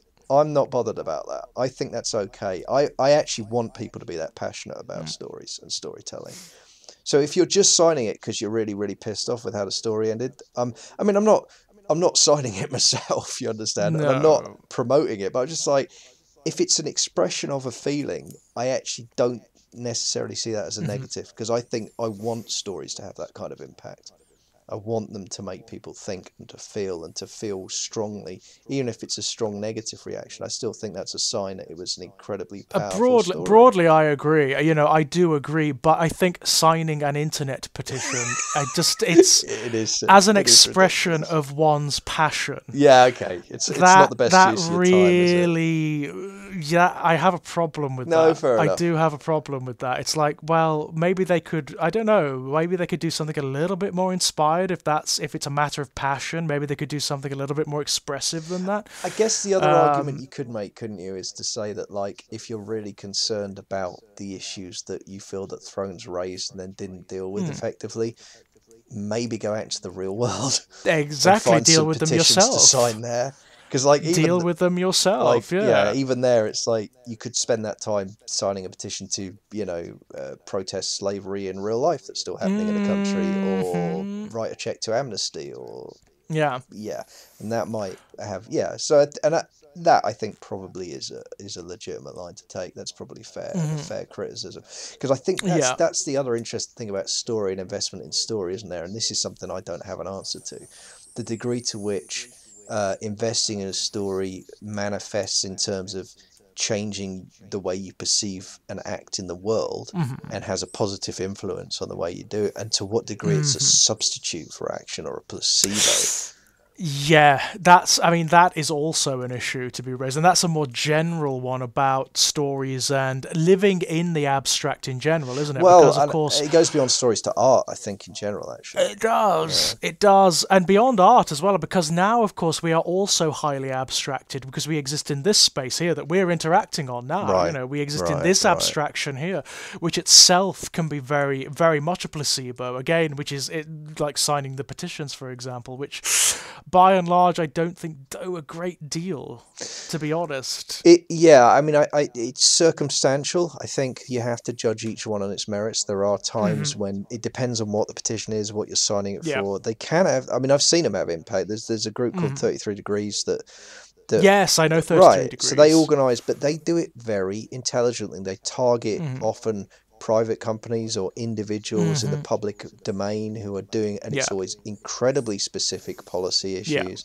And so there's a way of doing it, or it's just like, you know, and then there's the whole kind of thing about, you know, return our children, and that just didn't do anything. I mean, it just didn't do a thing. It was a massive hashtag. It generated millions of tweets and millions of signatures and millions of Instagram photographs, and made absolutely no impact whatsoever. So, you know, it's a bit case by case. But yes, it is. It's a very difficult one, isn't it? It's a very complex problem because in certain areas, I imagine it has some impact in certain specific areas. But I do find myself wondering, can it ever have as much impact as physically doing something? This is it. And I think that what we're seeing, and I think that, you know, I mean, in a time of, you know, I mean, this is we've talked about this before as well. By far the most politically tumultuous times I've lived through. And I think historically, probably since the Second World War in this country, let alone in Europe in general. What we are seeing, the things that give me hope, are the instances of people taking direct action. Yeah, and you have things like, you know, Extinction Rebellion shut down central London for a week. Yeah, and suddenly brilliance. And suddenly Parliament, by acclamation, passes a motion recognising the climate emergency. Yeah, absolutely. That doesn't solve anything by itself, but the needle has moved an incredible amount. And the thing is, once you've committed to the language of climate emergency, it does, by definition, it changes the way you talk about it, and therefore the way you think about it. Words have power, they really do. Yeah, and at the point absolutely. at which you're no longer talking about climate change, but you're talking about climate emergency, every time you open your mouth on the subject, it changes the frame of the debate. It just does. Yes, incrementally along as time goes on. Yeah, it will. But it's change. actually quite a dramatic change, that one. It's quite a big, you know, it's actually, I mean, it is incremental, but it's a big increment. It's a big step. Yeah. And a necessary precondition to doing the kind of things we need to do if we're going to avoid, like, killing ourselves. Absolutely, And so it does give me hope that there are activities now happening. People are starting to see the power of that in the world. Yeah, of actually doing something, of actually moving. Because you know what? I was thinking about it earlier, funnily enough. It would not take a great deal, really, in terms of mass movement to bring this country to an entire halt. No. It really wouldn't. You wouldn't even need everyone in the country. You would only need people who work in very specific areas not to go to work for a couple of days. That's exactly right. And you could hold the country to ransom. So easily. Yep. So easily. Train drivers. Yep. Train drivers. Every train driver in the country doesn't go to work. Train drivers, power plant operators. Yeah. That's it. That is a minuscule. Yes. It's a minuscule amount of people. Yep. It's an interesting thing to think about, isn't it? Yeah, and I think, look, and I mean, they're now talking about a national strike in September. Extinction Rebellion are trying to get that organised. I think we're going to see something quite incredible then. I mean, I hope so. The last two Trump protests have been massive. The Extinction Rebellion, you know, in central London. I don't know if you heard about this little tidbit. The air quality in central London became breathable for the first time in 2 decades during the week of that strike. Yeah. During the week of that action. I mean, that's interesting. You can't make that up. That's not even a metaphor. That's just a thing that happened. You know, that's it's weird, isn't it? And it's like it is metaphorical. It has resonance. It has weight. But it's like something that is so overt. Yeah, but it's a real thing that actually happened. And it gives you that. It's what you were talking about, isn't it? That glimpse of possibility. You know, like okay, so that's a way we can actually do things. Exactly. It can be done. Yeah, it can be done. And I think we're going to see some stuff, and that's encouraging in amongst all the kind of the carnage and the chaos, terror, and the rise of the far right in the. It's younger generations, isn't it? Well, I was, It's younger yeah, generations that are they really are. They are the ones, because of course they're the ones that are invested. yep. Well, they're the ones They're that are the ones they're the that ones that are gonna suffer at the end of the day. They're the ones that are gonna live exactly. through it or not. Yeah, Exactly. I mean, it is actually so. I was talking to some friends of mine recently about this. One thing I am absolutely sick to death of hearing from older people, older yeah, generations is, oh, well, it's not going to be in my lifetime. yeah, Yeah, good, fantastic, well done. yeah. Just do us all a favor and jump off a fucking cliff now, then. All right. Absolute. Yeah, that's my Yeah, reaction too. yeah. That's my reaction too. If that is your attitude, die But it's now also and get like, out of do our you not way. have kids or grandkids, or do you not know? Like, Yeah. because like, okay, but are we not still part of fucking humanity? What the fuck happened to the boomers, man? What I know, happened to right? that? How did we manage to create a generation of psychopaths? Like I know. pure I know. sociopath. What the fuck I is know, right? that? I know. And it's You not. I mean, know, my it's parents are boomers and they're both wonderful yeah, people, and mine too. I it's know. not. It I'm is generalising, but it's a generalization, but there is some truth dear to it. God. But every time I hear that, or the fucking, well, you look at the photographs of the people at the Brexit Party rallies, Yeah. and Yeah. they're all Yeah. very white, and they're all Mm. mainly male, and they're all well over 50. Yeah. Well over I know, 50. And right? you just look at them and think, like, I know. fucking seriously? Yeah. Yeah. It's something I've encountered, I've encountered it Right. firsthand. I've encountered it firsthand, and It's some scary shit, isn't it? it is scary. It is scary, but I find it more infuriating. Well, I find it more infuriating. I go probably a straight health. from fear to That's fury. probably a healthier reaction, because I'm just looking at the moment like, I've seen this kind of rally before. I know how this. I've seen this kind of blatant demagoguery. I mean, you look at the Yeah. language Farage was using. He was talking about. I mean, the language just mirrored exactly the language in post-war Germany. Well, yeah. This is, I mean, it's something, I actually see very often from people who consider themselves to be on the left, but they call themselves like the sort of centre left, which is a ridiculous notion anyway. I know. You see, Where whenever I hear, they will, whenever I you hear know, that phrase, I always they mentally will, recalibrate as, I don't want to be yeah. seen to be a bad person. Absolutely. They will always they have this tendency to poo-poo you if you try to compare people like Farage to Hitler, to the Nazis and whatnot. And it's like, it's not even a matter of comparison now. They use the same, they are dynamically the same. They're using exactly the same techniques. He keeps. It's overt. I mean, it's overt. It is completely overt. He keeps describing the withdrawal agreement as a treaty. He's using that word. And he talks about the betrayal. He talks about the betrayers in Whitehall. Yeah, I know, right? And it's just like, Jesus fucking Christ, I've heard this word for word. And okay, it's not quite as strong as in the original German, but fucking hell, it's the same there. speech. It's the same And not speech. only that, it's appealing to the same dynamics and sentiments. It is using exactly the same human dynamics, There is a direct comparison to be made. And if you don't like it, well, just go and read the fucking that's it, books. exactly, I know yeah. it sounds dismissive, doesn't no. it? It sounds dismissive. Go and watch the fucking footage and listen to the speeches, you wankers. That's exactly my thing. It's like, no, I'm sorry, study. And look, I get where it comes from, right? Historically, the left has had an unfortunate tendency to call everyone they don't like Hitler. Yes, I admit that. That's been a problem on the left. Mm-hmm. Go and look at the fucking history books. Yeah, look at what this guy is doing. I mean, I actually don't say it. I don't say it out loud. But what I say is, here's what he's doing. And I just draw out the parallels. I'm like, judge for yourself. Think it through. Judge for yourself. Think it through, Absolutely. Look at the imagery. Look at the language. Look at the dynamics that he's using. Exactly. It's look at what he's appealing to. I mean, that's it. Just look at what he's appealing to and for what reasons. It's exactly the same. It's exactly the same. And there's a trick that's been pulled as well. And this brings it back to Game of Thrones. So you look at one of the reasons we end up feeling one of the moments when we end up feeling sympathy for Cersei is when we've got the High Sparrow in the picture. Yes. And the reason for that is not that Cersei is any less awful than she's been for the entire show. but it's because the High Sparrow is somehow even more awful than Cersei, right? He's a species of Right. awful, isn't Now, he? this He's a is- particular species of awful. Now, this is a writing technique, and this is a trick that I first heard about from Mike Judge talking about King of the Hill. Right, okay. Bear with me, I promise I'm going somewhere with this. Okay. They'd written King of the Hill, they'd written Hank Uh-huh. as we've seen him on telly, and the problem Yeah. they had was no one could relate to Hank because he was such a Okay. right-wing dunderhead, and he was such a stuffed shirt, Oh. and he was that he wasn't a relatable character, and because he wasn't relatable, the comedy was falling flat.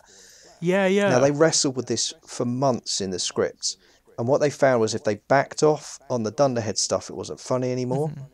But if they kept their foot on the gas, he wasn't relatable. They couldn't figure out how to fix this for months. And you know how they fixed it? They didn't change Hank at all, but they surrounded him with people who were even more insane. Right, So they gave him Dale okay. Gribble, and they gave him, and then Boomhauer, who you literally Mm-hmm. can't even understand. And then, by comparison, Hank Hill looks all right. Yeah, even though- he becomes cuddly, Yeah. doesn't he? He becomes slightly bemused and confused rather than even though he's ill right. intent. Even though he's the same character who tested in a vacuum was just a massive turn-off to audiences, right? yeah, that's interesting. Now apply that to our current political situation. This is the problem with UKIP going off the deep end with Tommy Robinson. Is everyone can then look at UKIP and say, well, they are the Nazis. Yeah, Farage is all right because he's not with them. yeah, And it's exactly Yeah. the same trick. Farage isn't any more acceptable than he's ever been. It's just that they've got this fringe group they can point out and say, well, we're not them. yeah. It's also this problem whereby people don't listen to what's Yeah, said. that's right. They listen to tone. So you've got Tommy Robinson and his lot who are totally uncharming. They Yeah. are totally unsophisticated, and it's slurred, it's barked, it's epithets.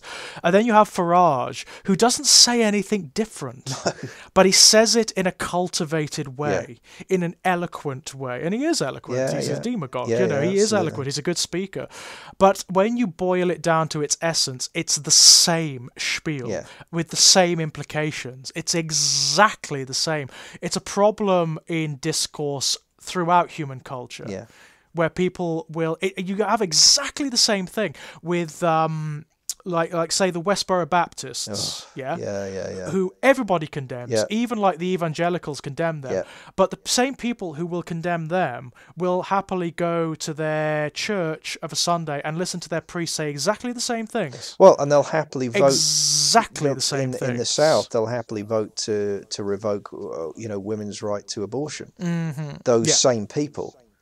Yeah. But they'll look at Westboro Baptist Church and say, we're not that bad. And it's like, well, Yeah, no, you are exactly the same. In fact, in many ways, you're worse Yeah. because you're more because insidious. you've got power.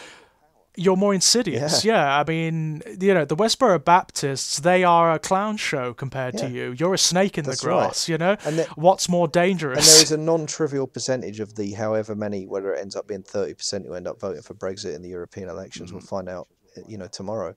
But there will be a non-trivial percentage of those people who will be telling themselves, "Well, I'm not racist because I'm not voting for UKIP."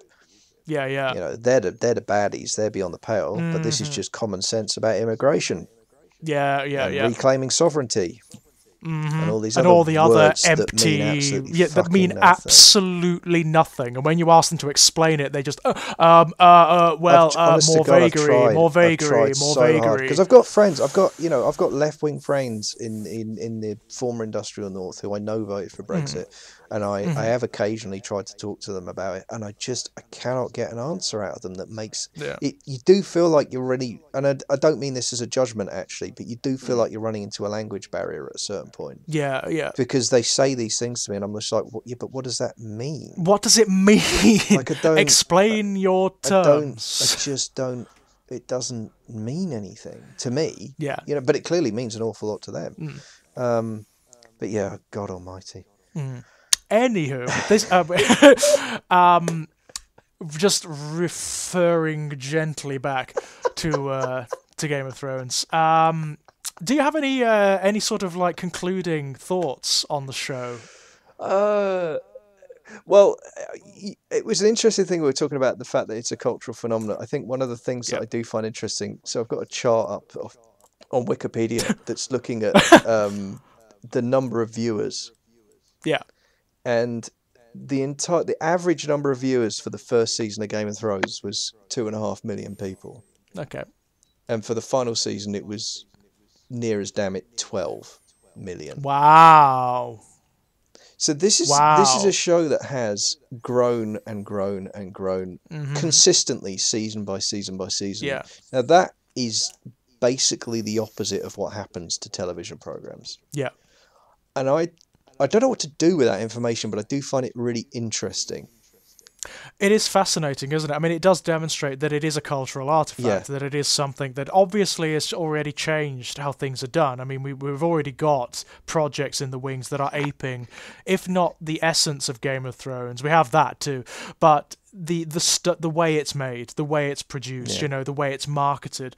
This is what's happening now. This is going to be the way television is made from this point on because of Game of Thrones. But it strikes me, I mean, looking at it from the business side, it strikes me that this is actually quite a high stakes game, because there aren't many channels other than HBO that would have had enough money to make a season 1 that looked as good as season 1 of Game of Thrones looked. And this is the thing, Game of Thrones, it's very much, in terms of the way it looks and the way it's constructed, it's very much sort of like the old, Cecil B. DeMille films, like the old Bible epics and whatnot. Absolutely. It has that quality to it. It needed to look good. Yeah. The costumes needed to be good. The sets needed to be good. It needed to have fidelity. It needed to have, it needed to make you feel that you were in Westeros, basically. Right. Yeah, and I think it achieved that incredibly well. I mean, the epic scale of it was just a joy, and it really did feel like. What I found was it was very natural. You didn't even question it. No. Oh, this is Westeros. This is where we are. The King's Landing is over there on that coast, and Winterfell is up there to the north, and and Daenerys is over there in that area, and that's you didn't question it. You didn't question it at all. No, it hung together. It just felt right, and you felt like you understood. I mean, that's the kind of almost passive storytelling, isn't it? Like the areas had their own distinct geography. You felt like you knew what they looked like. You knew what the culture was like. Watching it, you even get this idea, and it's very well done, because it very rarely shows you maps and things of the way the world looks. Very rarely. Yeah. You got an idea of where everything was in location, in reference to everything else. Yeah. So you knew that King's Landing was down towards the south, Yeah. It's very cool in that regard, very clever. Yeah, I think so. And I mean I liked some of the local cultural stuff as well. I was thinking about the Greyjoys and the Iron Island. It was one of the things that I really enjoyed. They never really went into what that religion was or what that cultural background was. No, but it was kind of dark, wasn't it? Kind of grim. But you just got these, that which is dead may never die, which is just great, because it's nonsense, really, but it's really evocative. It's really like, what does that mean? I don't know, but it sounds fucking horrible. Sounds great, doesn't it? And their culture their thing about, did you pay the gold price or the iron price? This idea that one of the prices you pay is basically, the iron price is you kill someone and take it off them, right? That's the iron price. But just when you realise that's part of the language. Yeah. That's just baked into the culture of the Iron Islands. Oh, the Iron Islands, right. That's what that means. These people are raiders. They are pillagers. They are, Vikings, right? They are that kind of... But it's so and that comes from the very top. That comes from the old king. And then Theon's entire story is about the push-pull between being a son of that culture, but then being raised a Stark, Yeah. It's really interesting, actually, isn't it? Theon is one of the most interesting of the more minor characters, I suppose. Yeah. Well, he ends up being... Oh my god, does he pay for... Does he pay for his... Oh my god. Yep. Jesus Christ. I mean, there's a lot that these characters go through, but Theon, in terms of, just the raw physical punishment... Yeah. Theon goes through it, doesn't he? He does. And he goes back... I mean, the moment where... The absolutely heartbreaking moment where his sister comes to rescue him and he just refuses to be rescued. Painful. Broken guy. Because he's completely broken. He's just internalized it all. But the thing is, that internalized abuse is set up by his relationship with his father in the first season. You see it, oh right, yeah, this kid never had a fucking chance.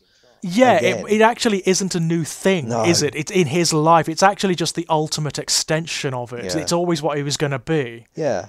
He was always that guy. And that, God, I mean, the moment in, I think it's season 2 where he flips and he takes, you know, he takes Winterfell, and he's just like, and the whole time you're watching it going like, just stop it, man, just please stop it. There's no, like, literally every person that's not Theon Greyjoy knows this is not going to end well. It's just not going to work out for you, man. Like, you know.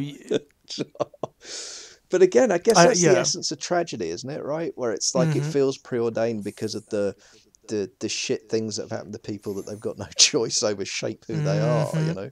Yeah, I mean, it's Greek again, isn't it? It is. It's a very much. It's the Greek tragedy archetype where characters. It's something you find in so many Greek plays and Greek stories where characters, they actually aren't defined by their flaws in the same way that they are in, say, sort of more postmodern literature. They are often products of manipulation from external forces. Right. They are products of their upbringing or of the gods or of their manipulations of fate, you know?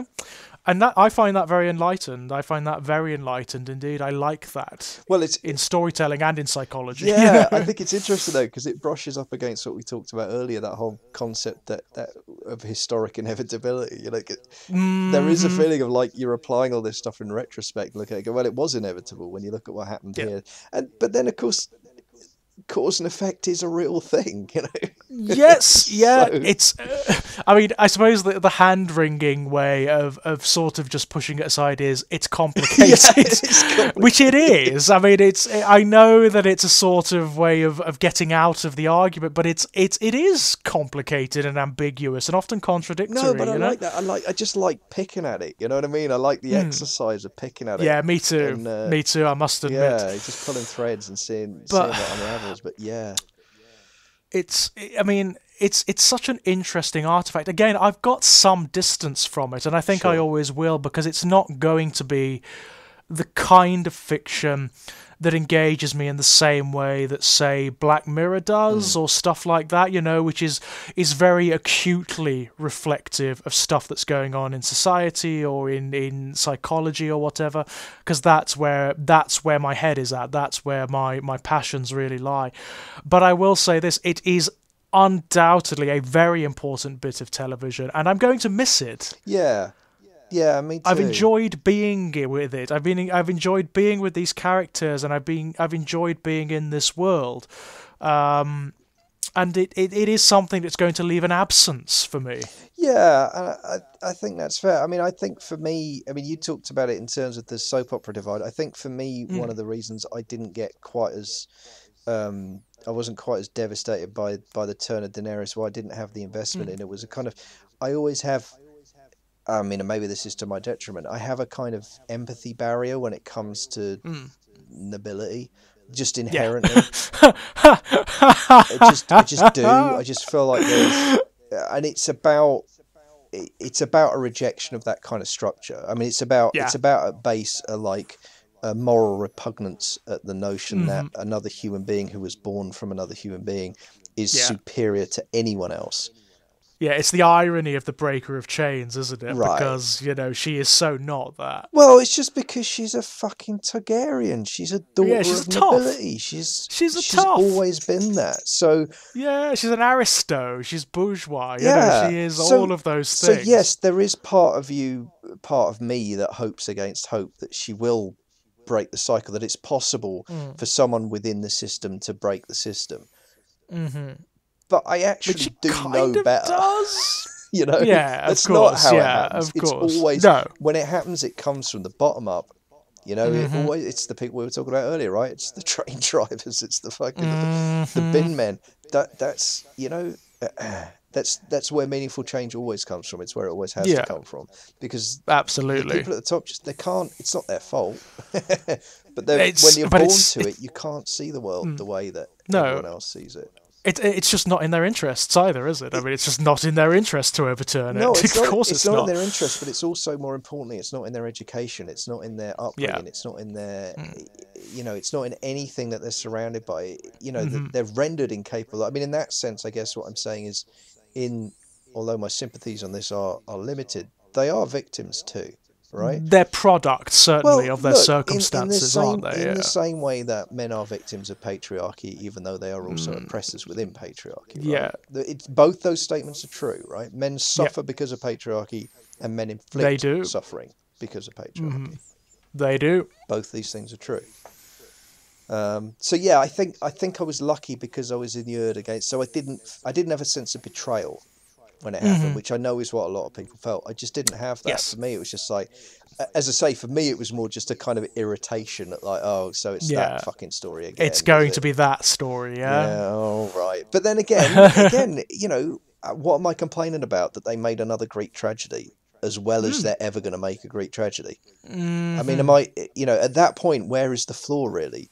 Because that is how that kind of story ends. So it is how it works. Where's isn't my it? beef at the end of the day? Like, yeah, I mean, I suppose the adult part is acknowledging that it is yours, isn't it? It's your beef, you know, and it's something that is not it's not necessarily a fault of the writers or the writing as such. No, it's look, it achieved what it set out to achieve, and it did it incredibly well. I mean, as well as anything like that reasonably could. You know, my issues with it are about different decisions I'd have made if I was writing it, but I wasn't. Exactly. So, yeah. That's kind of the beginning and the end. So, yeah, that's great. I mean, actually, I think that's a great way to close this out. I think that's a great statement. Yeah, that was fun actually, and it was nice because it was slightly different. You know, it didn't have the same, because it didn't have the same like entrenched passion, I think, as the other stuff we've discussed, because it wasn't as formative, you know? Yeah, I think it's because, I mean, the stuff we talk about normally, we've got that, I think when you've got a childhood connection to something in particular, that it has a different resonance. But it's been more, it does, I mean, in some ways it makes it, I guess, more of an intellectual exercise, really. But yes, it does. There's nothing wrong with that. Nothing wrong with that. No, it was fun. It was really fun. So, as per usual, anything that you would like to pimp out, talk about? Well, I've got 2 books that I now know are coming out in July, although the exact date is still to be nailed down. So, non-fiction book on the Ken Russell movie Tommy, and a fiction novella called The Finite, which will attempt to break your heart. Yes. That's actually available to pre-order now from Black Shark Books. If you want to read most of what I write before anybody else, go to patreon.com/KitPower, chuck me $1 a month, and every single week you will get a new piece of writing. It will be published elsewhere, but you'll get it first. Down below, ladies and gents. In the blowjob bar, as I like to call it. And if you don't want to pay for my work, just go to Ginger Nuts of Horror for the non-fiction, and it all ends up there anyway. Brilliant. Excellent. As for me, you can find me knocking about these parts on the Exaggerated Elegy channel, doing lots of things. You can find my fiction over at strangeplaygrounds.com and on Amazon. Go and have a look. And you'll also find various bits of non-fiction on Ginger Nuts of Horror, and in Dark Moon Digest as well. You'll find a couple of published articles and whatnot. I say a couple, there are about 20 of the damn things now, but you know. And until next time, ladies and gents, bye-bye. Bye.